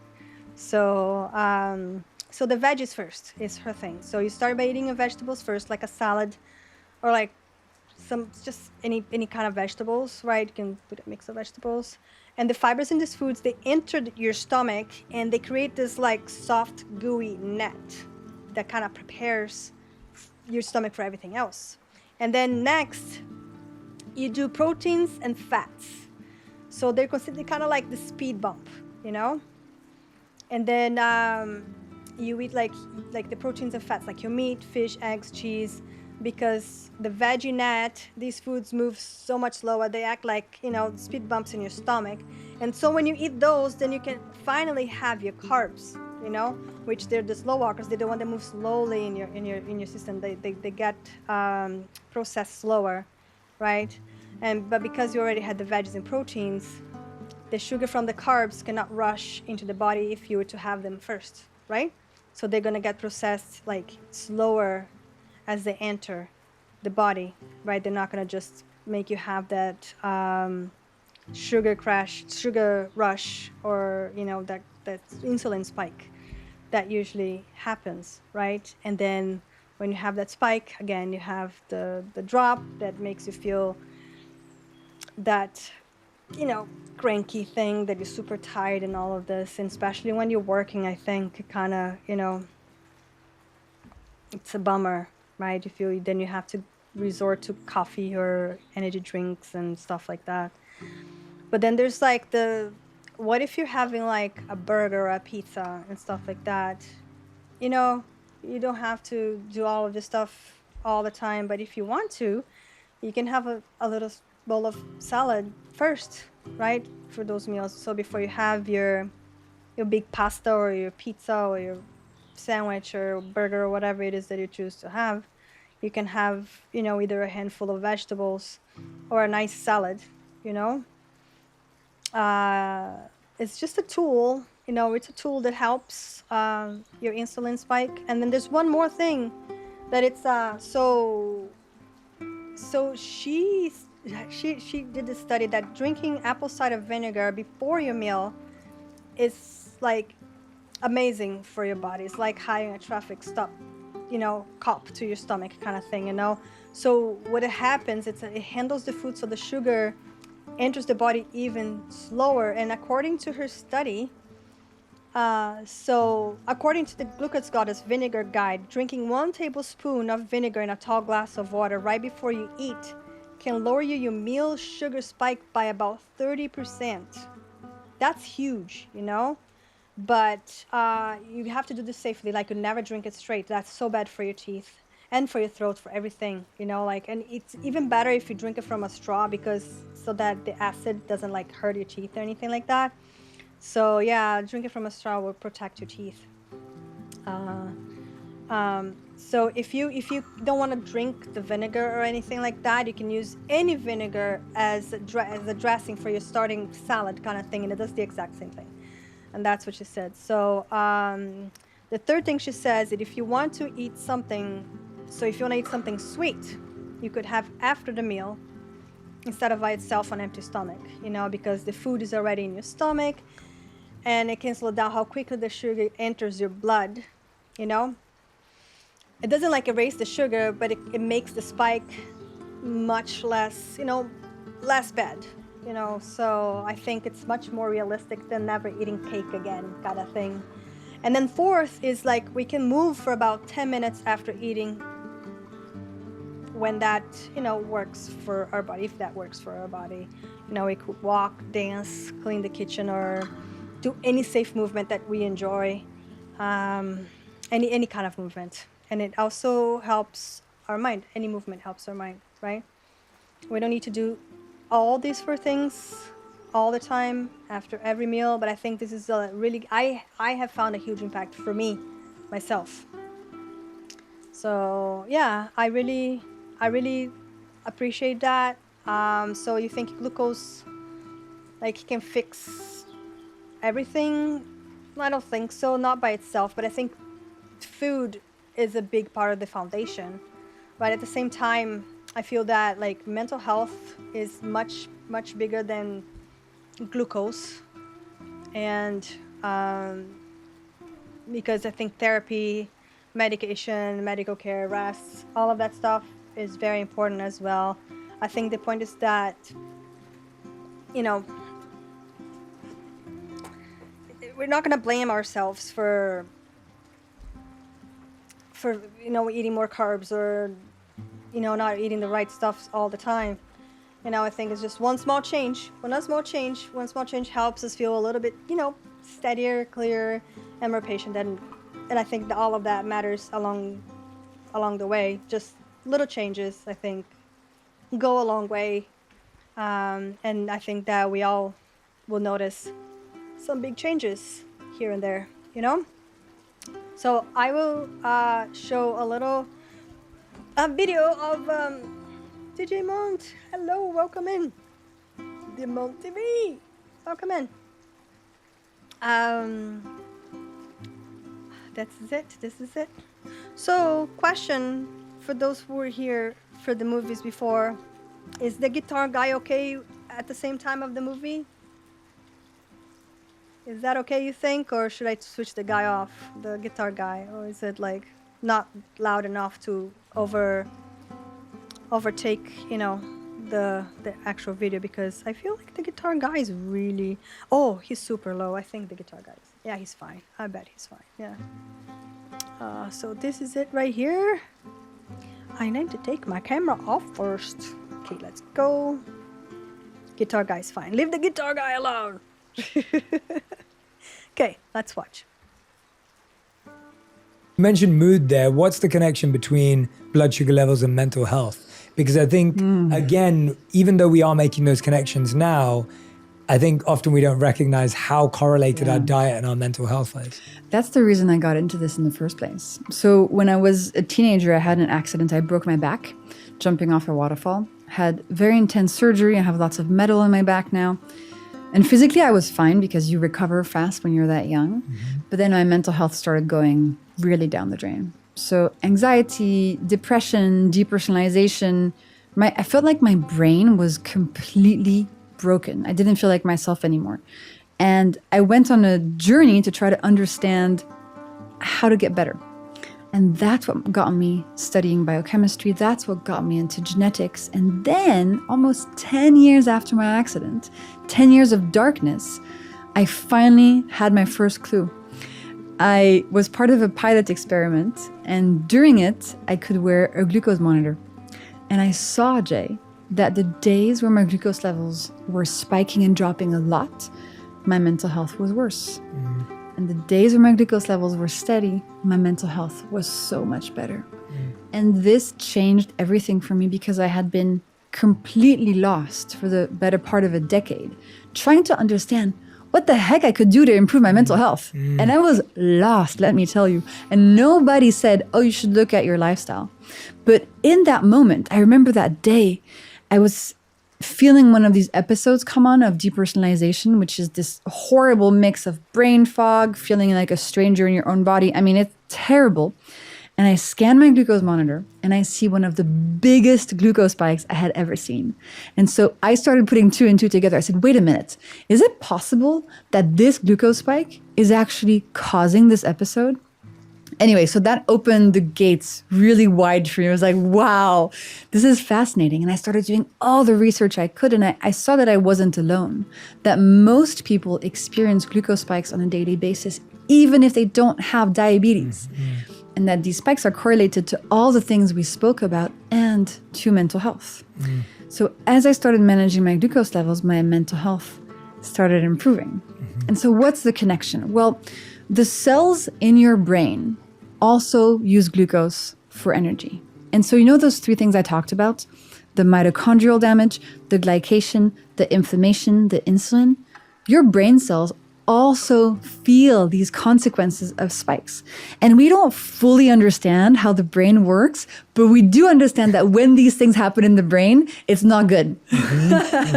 We also know that glucose spikes impact tyrosine levels. And tyrosine is an important molecule that regulates our mood. I want to tell you about another really fun study. Yeah, Can I? please. Okay. Yeah, please. Fascinating. So bless these scientists. They're so amazing. Okay, so let me tell you what this study is. So scientists recruited 200 married couples. They gave each person in the couple a voodoo doll representing their spouse. Wow. I know. They told the married people to please, over the next 6 weeks, put a pin in the voodoo doll every time your spouse annoys you. And then at the end of the 6 weeks, the scientists got all the voodoo dolls back with all the pins in them, and they measured the participants' glucose levels.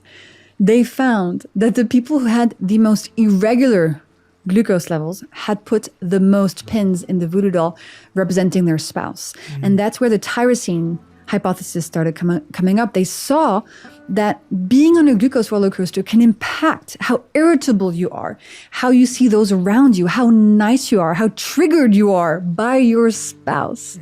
So if you ever feel irritated, agitated, like, oh, it's so annoying, this person, I hate them, well, maybe your glucose levels have something to do with it. So whether you're trying to improve irritability, hangriness, mental health, anxiety, depression, whatever, managing your glucose levels, again, is a key foundation in the house of your health. Yeah. And for me, like, it wasn't everything, right? After I managed my glucose levels, I had to go to therapy, do EMDR, do lots of other stuff. But it gave me a foundation that was so necessary as that first step. Yeah, well, I think what you're laying up there for us, and that's definitely what I've discovered in my own journey of mental health and well-being, is just that you're just making it harder for yourself when you're not using everything at your disposal. And I was definitely someone who had used mindfulness and meditation in order to master the mind, but I didn't realize how hard that was when your body was slowing you down.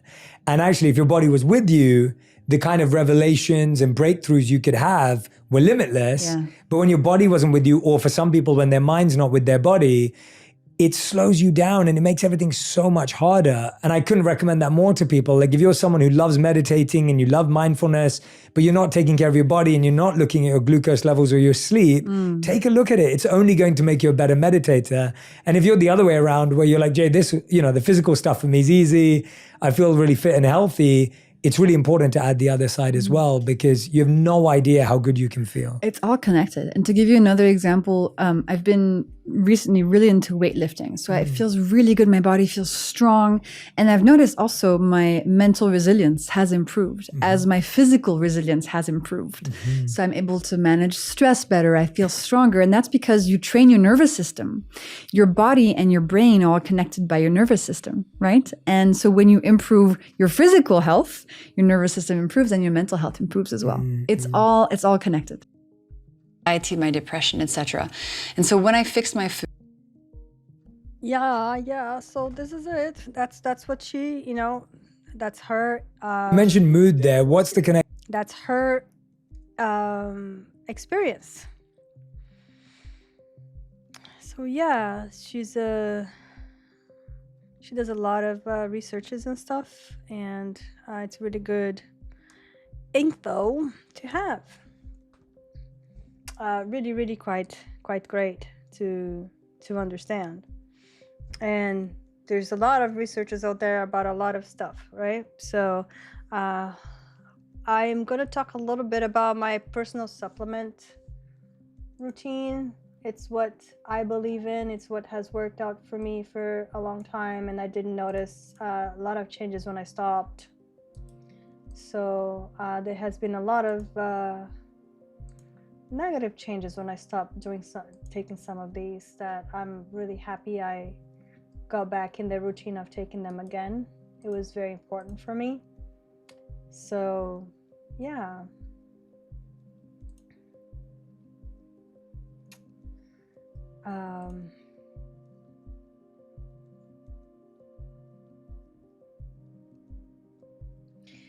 Yeah, so I want to share, but before I share all of these supplements that I take, I just want to make it clear that these are not magic pills or anything like that. They're definitely not a replacement for therapy or medication, healthy foods, or exercise or anything like that. They're just supplements that have helped me for a really long time. Nobody's perfect. Nobody's the same. Everybody's different.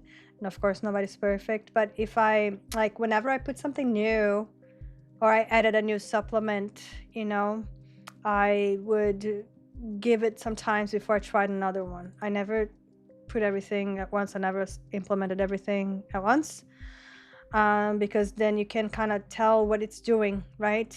And I think that if you have any kind of medical conditions, or you take any prescription medications or anything like that, or if you're pregnant, you gotta look into, you gotta look with your doctor before you take any of this stuff. You know what I mean?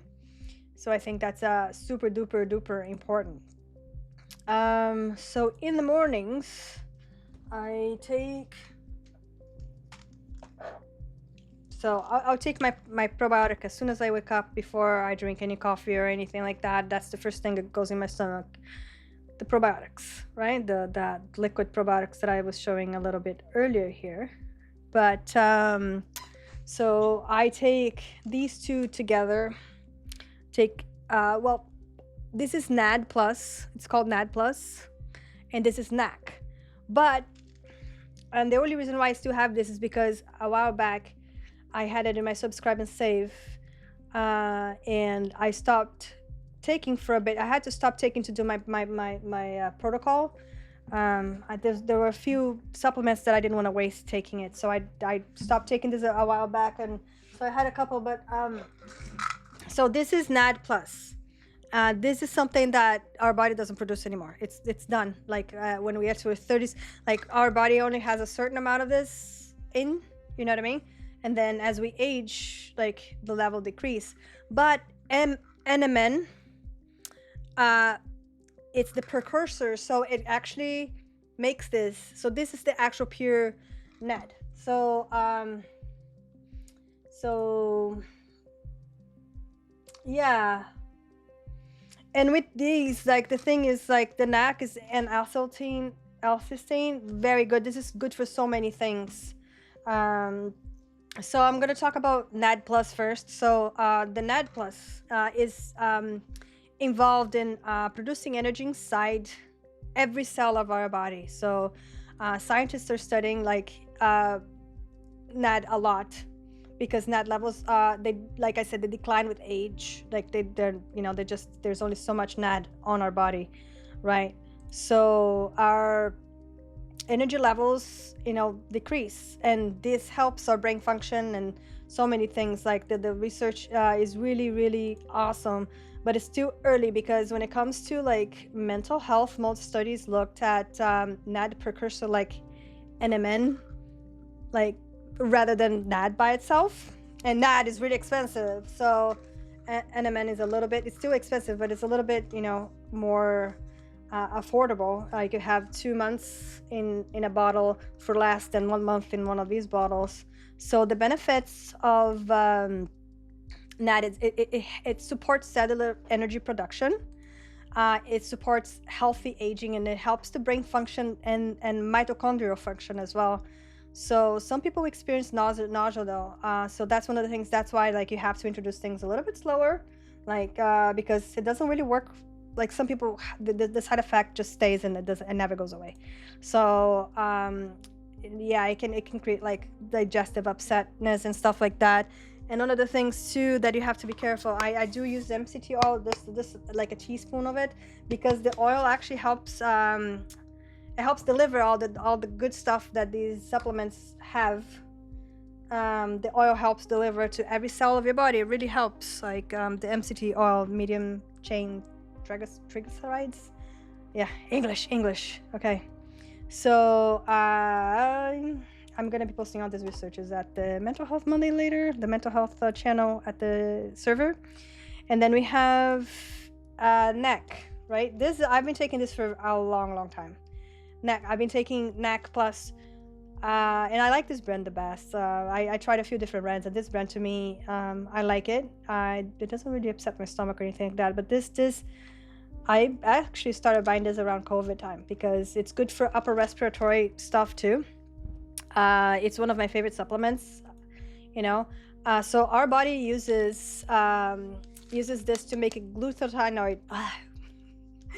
Glutathione. Okay, I freaking like the TH, it's horrible for me. So it's one of the body's most powerful antioxidants. I'm gonna stop shaking this. So researchers have studied that NAC for depression, OCD, addiction, schizophrenia, bipolar disorder, and anxiety, it appears to help regulate the glutamate in the brain. So I also love it because it helps thin the mucus. And it actually, it's been used in medicine for decades, for a really long time, to help clear mucus in the lungs for upper respiratory tract. That's why it's good for when you have upper respiratory viruses and stuff like that. So some of the main benefits, I'd say, it's like if the powerful antioxidant support that helps the body make glutathione. It supports mood. In some people, it helps the mucus on the lungs and upper respiratory tract, and also reduce oxidative stress. But the things that we also have to know that like it contains sulfur. So like if I open this thing right now, hi Kiki. Oh, if I smell it, it smells like, that's why I have to take one and take it without smelling. It smells horrible. It just smells horrible. Yeah, just so it contains sulfur. And for some people that are sensitive to sulfur, they won't tolerate this very well. And also, if you have asthma, it can make asthma worse if you take higher doses of it. It can also cause nausea and bloating on some people. It can also cause stomach upset, especially when you first start taking. Sometimes it will cause at first, but then it will go away. So to me, I love this. I love it. I take it every day. And I did take a higher dose before, and it did affect my asthma, unfortunately.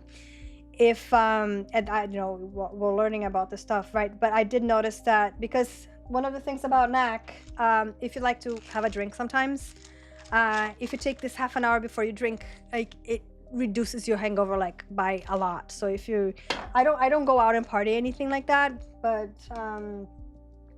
if I have a celebration and I'm gonna have a couple of more drinks, I was taking a higher dose of that, and that it did affect my asthma, and I noticed that.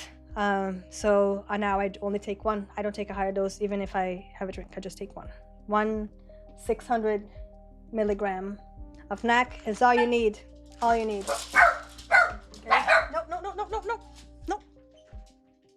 No, come on.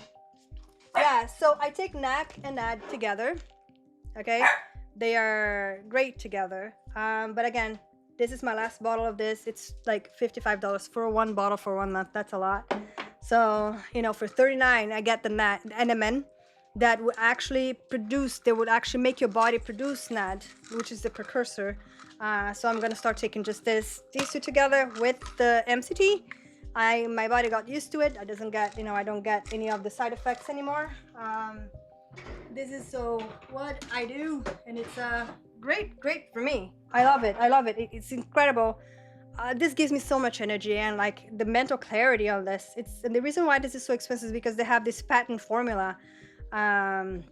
So then they charge a little bit more. Plus, to be honest, I don't need the fancy box that this comes in. I just want the pills. Put the pills in the bag. I'm good. You don't have to put in this cute box with all this stuff inside. I don't need that stuff, right? You don't have to make it all that expensive because of the cute box and the patent stuff. The supplement's a supplement. But the MCT oil, I don't know who's ever heard of MCT oil. It's used a lot on like ketogenic diets. So the oil is like a fat that a body converts into ketones really, really quick. So the MCT oil. So our brain uses a lot of ketones as another fuel source. And I personally noticed more mental clarity and steady energy. Before I started taking NAD+, I was actually putting MCT oil on my coffee. So I still put MCT oil on my coffee anyways, because when I take the stuff, I'm drinking coffee at the same time. So thank you for all the great stream. I'm gonna have to, yes, enjoy your dinner. Made it home. Welcome home, Max. Welcome home. So happy you're out of that van. So yeah, quick energy source, MCT oil, quick energy source, supports ketone production. It's really quite amazing. It helps with mental clarity, and it actually supports the brain energy metabolism, right? But one of the things that, again, we have to know is like if you start with too much, your tummy is gonna let you know. It is like, seriously. It can cause like diarrhea, bloating. It can cause nausea, and even like some stomach cramps. So you start with like a teaspoon, and then you work your way up. You don't need a ton of that anyways. right? So some studies on MCT oil are here. And then there's creatine. My creatine is done now. It finished last week, but I do take creatine. And like creatine, like a lot of people use for bodybuilding and stuff like that. My creatine is arriving by mail. It might have arrived with one. I think I got a delivery. But anyways, so I just started like recently in the past couple of months taking creatine and putting them in my smoothies. And I think, like I said, like most people think creatine is only for the muscles, but your brain actually stores creatine too. I don't know who knows that. And there's a lot of researchers that found it may help with memory, mental fatigue, thinking under stress, and even mood, mood and mood disorders. So a lot of the benefits are like, it supports the muscle health, it supports brain energy, it reduces mental fatigue, and it improves memory and thinking under stress. It's so good, but there's also things to know that it can cause water retention in some people, and it could upset your stomach if you take too much at once. And if you have any kidney diseases, you need to talk to your doctor about that. Like my dad has kidney problems, and I did research creatine for him, and unfortunately he has, because they say that everybody should take creatine because it's good for your brain, but he can't take it, unfortunately. So then with my first meal in the morning, I don't have breakfast. I usually go straight to lunch. I do fast in the mornings, most mornings, unless I forget to have dinner. then I'll have an earlier breakfast. I just wake up earlier. But I'm like talking way too fast. I need to. Let's go. So yes, I fast in the mornings, but whenever I'm ready to eat, I'll take quercetin with bromelain. I'm gonna try to put it closer. Let's see. Oh, like that. Yeah. Take your face away. It's trying to find my face. Cover your face. There you go. So, it's too bright. Let's put it really close in there. Oh my gosh. It's quercetin with bromelain. Oh, come on. Come on. There you go. See, quercetin with bromelain. It's, this is something else that I've been taking. I started when I started NAC. This was also, all the naturopaths around COVID time was saying, load up on quercetin, It's really good. It's a very good, very powerful antioxidant, it's found, it's like it's a plant compound naturally found in apples, onions, berries, and capers, I think. And one reason I really like it is because it's also known for helping with seasonal allergies. If you have seasonal allergies, it helps stabilize your mast cells that release histamine in your body. So taking with bromelain, which is an enzyme found in pineapples, bromelain, it helps your body absorb the quercetin better, the bromelain, and it has a ton of anti-inflammatory properties of their own, right? So powerful antioxidant, anti-inflammatory.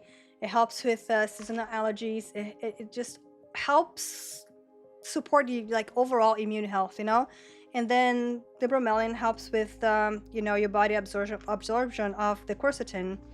And it also, the bromelain help reduce swelling and inflammation in the body as a whole. But some things to know about quercetin, it can occasionally cause headaches and stomach upset. Again, you gotta try one at a time. And the bromelain could have a mild blood thinning effect as well. So if you're taking any blood thinners of any sort, you need to make sure you consult with your doctor. Again, I think that you should consult with the doctor before you take anything. But yeah, especially if you're on blood thinner medications, because this does like thin your blood a little bit. You know what I mean? So yeah, another research there, research on quercetin, and a research on bromelain and mental health. And then we have nighttime stuff. For those of you that have issues falling asleep at night or staying asleep or just going into that deeper sleep, REM level. So I have 3 things here for that. And I used to take L-theanine in the morning. But now I've been taking, you know, if I forget the night before, I'll take it in the morning. This is really good with coffee. If you don't take the other ones, even if you do take the other ones, because it kind of helps level up. The L-theanine is derived from green tea. So it doesn't like the L-theanine won't make you sleepy. It just feels like someone turned the volume down. So if you have severe anxiety and you don't take any anxiety medications, because I have very bad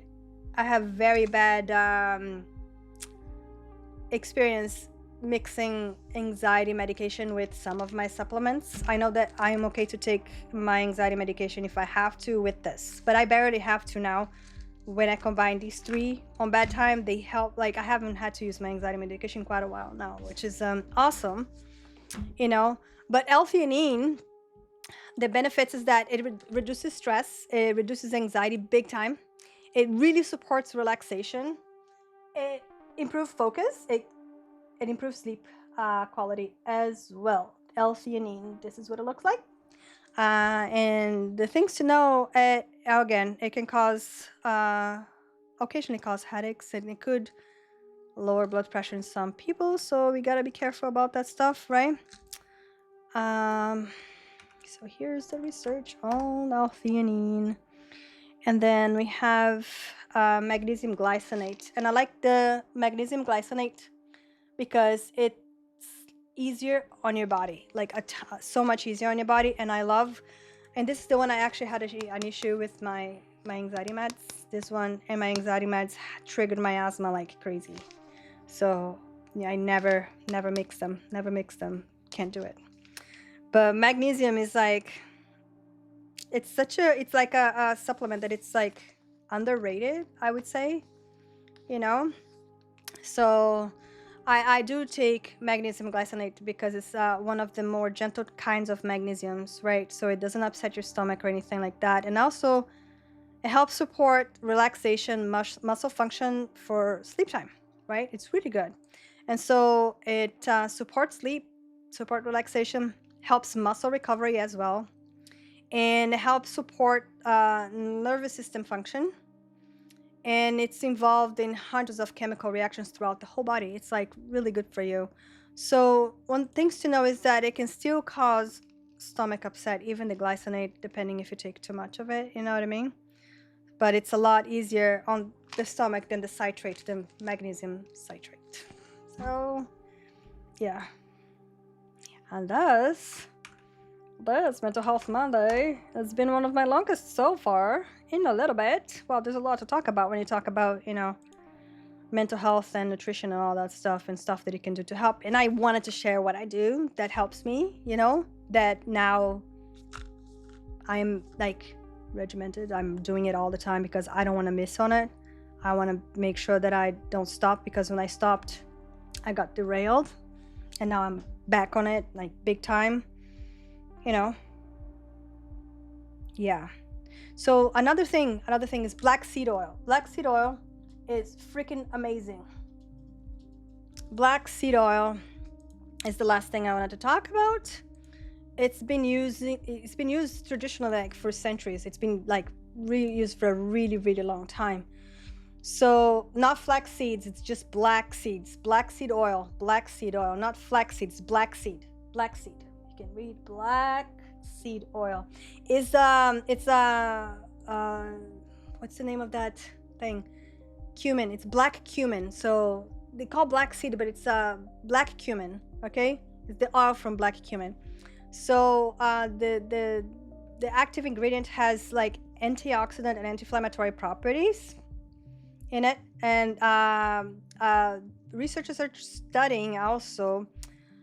It's studying for a lot of things, like it just has everything to do with immune health. Like there's just so much in immune health and brain health and black seeds. So some of the benefits are antioxidant, anti-inflammatory. It supports all immune health, and it supports blood sugar regulation and heart health. Oh my gosh. It's been such a great stream, Sushi, and I cannot watch how much research you put into it. I did, yes. It was like a whole. It's like basically, It's just because I'm excited to share this information. That's why I end up getting like all excited and stuff, you know? It is a lot of research. Like this was voted for today's Mental Health Monday. Like, can food fix your funk? And I wanted to share what works for me. So yeah, if I get away from this, I can tell big difference, you know, big difference. So it's really important for me. I'm very passionate about because it has helped me a ton. That's why I'm like excited to try. Can't wait to like just let everybody know about it. You know what I mean? So yeah, it supports blood sugar regulation. So, you know, if you have, you know, insulin resistance, this helps with that too.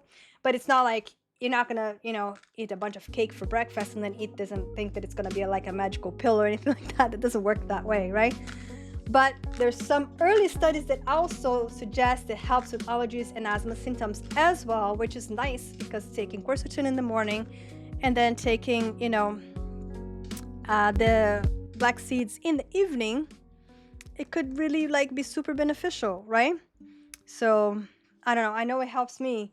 Learning this stuff really helps us, you know, not make certain mistakes. Again, I made mistakes with this guy and anti-anxiety pill together. I thought, oh, magnesium is not work, so I'm just gonna take, you know, my Ativan, and it was bad. I had horrible asthma attack and I didn't know what was going on until I called my doctor and she asked me what I took and she's like, yeah, nope, can't do that, you know what I mean? And then same with the NAC. I took too much NAC, hoping that, you know, I was going to drink a little bit that night, and then I took 2 NACs instead of 1, and then I'm like, oh my gosh, I had like 3 drinks, and I'm like, oh my gosh, my asthma was horrible, you know? So you know, you make these mistakes, but then you learn, right? And then you do things differently. And this is freaking awesome. But yeah, okay, so the low sides of black seed oil. Okay, you need to know that it could possibly lower blood sugar levels and lower blood sugar pressure, and it can occasionally, you know, cause upset stomach. If you take any blood pressure medication or if you have diabetes, you need to talk to your mental health provider, you know. And again, research. Oh my gosh, I'm gonna have a lot of links to share today. Jeez, there's a lot of links.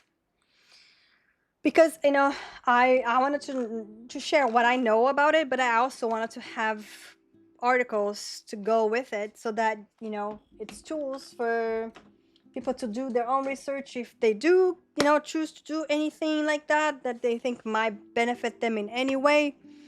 So yeah, so that's my routine. So it's taking me years to figure out what works for me. Obviously, I made a ton of mistakes and I definitely wouldn't start everything at once. You know, I added one supplement at a time and paid close attention to how my body responded to each supplement. Some things worked incredibly well. There's some supplements that I just don't take it anymore, like resveratrol. I don't take that anymore. I forgot the name of that root, kudzu root. I don't take that anymore. Some stuff are good, some stuff are good for some people, not for others. So you kind of have to just figure out what works for you, right? Because we're all different and that's okay. So if you decide to try any supplements, please go slowly. Do your research and listen to your body because we know our body better than anybody, right? And if food is the foundation, you know, supplements are just like another tool in the toolbox kind of thing. You know, you don't just build a house with a hammer. You know, you don't build your mental health just with supplements. You need, you know, to have the whole combo kind of thing. You know, for me, these are just simply like there to support everything else I'm already doing, sleeping better, eating better. You know, it's all a combo. Supplements are kind of like the icing on the cake kind of thing, you know? But we have to manage stress and, you know, take care of our minds. Will do. Nice, Shiv. That's awesome. So I do have little short videos about these, how some of this stuff, like I have a little short video on each one. I can play them and then we can find someone to raid and stream. I'm gonna have to move this a little bit. How do you do this? Hold on. Open that. Oh, no. This is not the one. Hold on. Dude. Sushi. Where is it? Ah, here we go. Oh, no. This is not how you do it. Oh, my gosh. Brain farts. No problem. It's okay to have brain farts. Okay, so the shorts don't fit on the screen the way the other guys do, but it's okay. I'll just do it this way, and I think it's all right, right? I don't want my camera to be there. Anyways, I'll let you guys see some of these things. So this is NAD. NAD Plus has been shown to be beneficial for a lot of different things. We certainly know for stress, burnout, and anxiety that it is a huge impact and works really, really quickly. It also has been shown to work for PTSD, particularly kind of mild to moderate symptoms, stress, and maybe a little bit hyperactivity or hyperreactivity. It really seems to kind of bring those symptoms down as well. But primarily see kind of burnout and stress is the primary place that it really seems to work.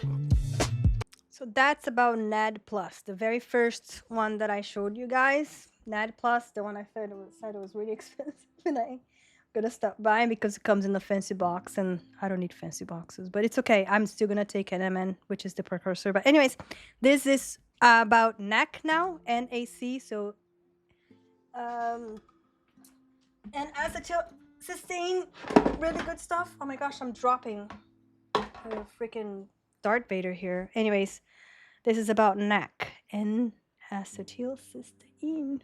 Did you know one supplement could help with anxiety, depression, and brain fog? It's called NAC, short for N-acetylcysteine. NAC helps your brain by boosting glutathione, a powerful antioxidant that protects your brain cells from stress and damage. Studies show NAC may help reduce symptoms of OCD, anxiety, and even depression by balancing brain chemicals like glutamate and dopamine. It's also known to support better focus, mood, and mental clarity. Always check with your doctor before starting NAC, but if you're looking for a natural brain boost, this might be worth exploring. Like and subscribe for more simple mental wellness tips. Did you know? There you go. That's for NAC. Now we have Mr. Andrew Uberman here talking about creatine. Let's go. Creatine has a number of very important functions throughout the body. For those of you that are into resistance training, and actually for those of you that are into endurance training as well, creatine has achieved a lot of popularity in recent years because supplementation with creatine can draw more water into muscles and can increase power output from muscles. However, there's also a so-called phosphocreatine system in the brain, in the forebrain in particular, in the front of our brain, has been shown to be involved in regulation of mood and some of the reward pathways, as well as in depression. The American Journal of Psychiatry in 2012 published a study, and what it found, like EPA, creatine supplementation seems to either lower the required dose of SSRI that's required to treat depression, or can improve the effectiveness of a given dose. Creatine has a number of very important functions throughout the body. Yeah, it's a short, but it's good to know the stuff. L-theanine is one of my favorites. I love this one. This has helped me with anxiety so much. L-theanine and my anxiety, gosh, so good. L-theanine, I highly recommend. And L-theanine is actually like, honestly, one of the supplements that don't really have a lot of side effects. It's pretty safe on all the studies. If you do some research, it's quite amazing if you have anxiety, and it's actually pretty affordable as well.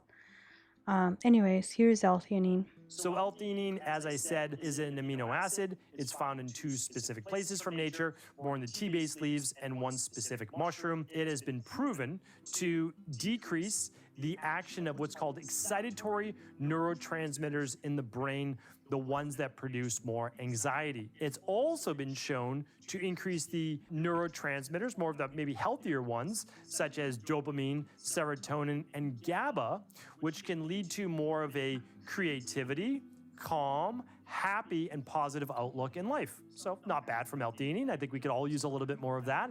And then also L-theanine appears to have certain antioxidant-like properties as well as anti-inflammatory based properties for both the nervous system and the brain. So L-theanine, as I said.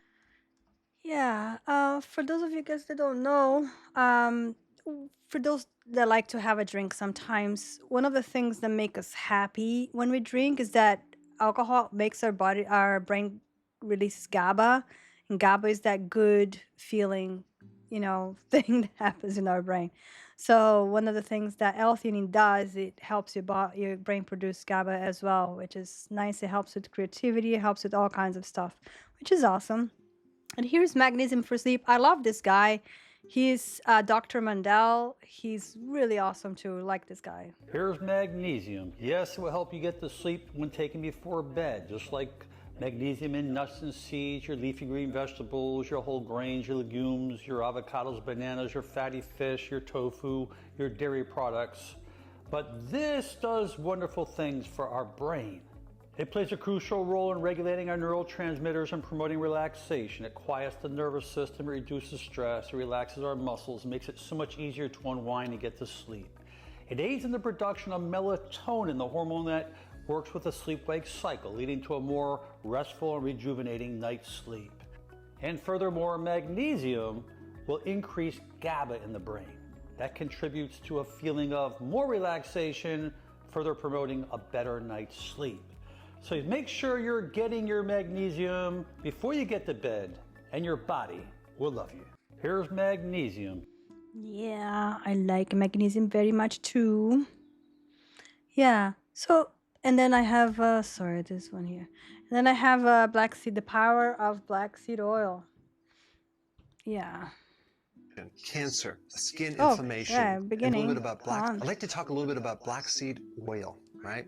This is a quite amazing compound. It's a very small molecule, but it has huge therapeutic potential because it's been effective on so many different types of problems, from asthma to allergies to digestion, cancer, skin inflammation. And then I mentioned diabetes because it has this really interesting effect on the A1C and helping someone with insulin resistance. It supports the cell in the pancreas called the beta cell that regulates insulin. So anything that would improve that would also correlate to improving weight problems. I'd like to talk a little bit about.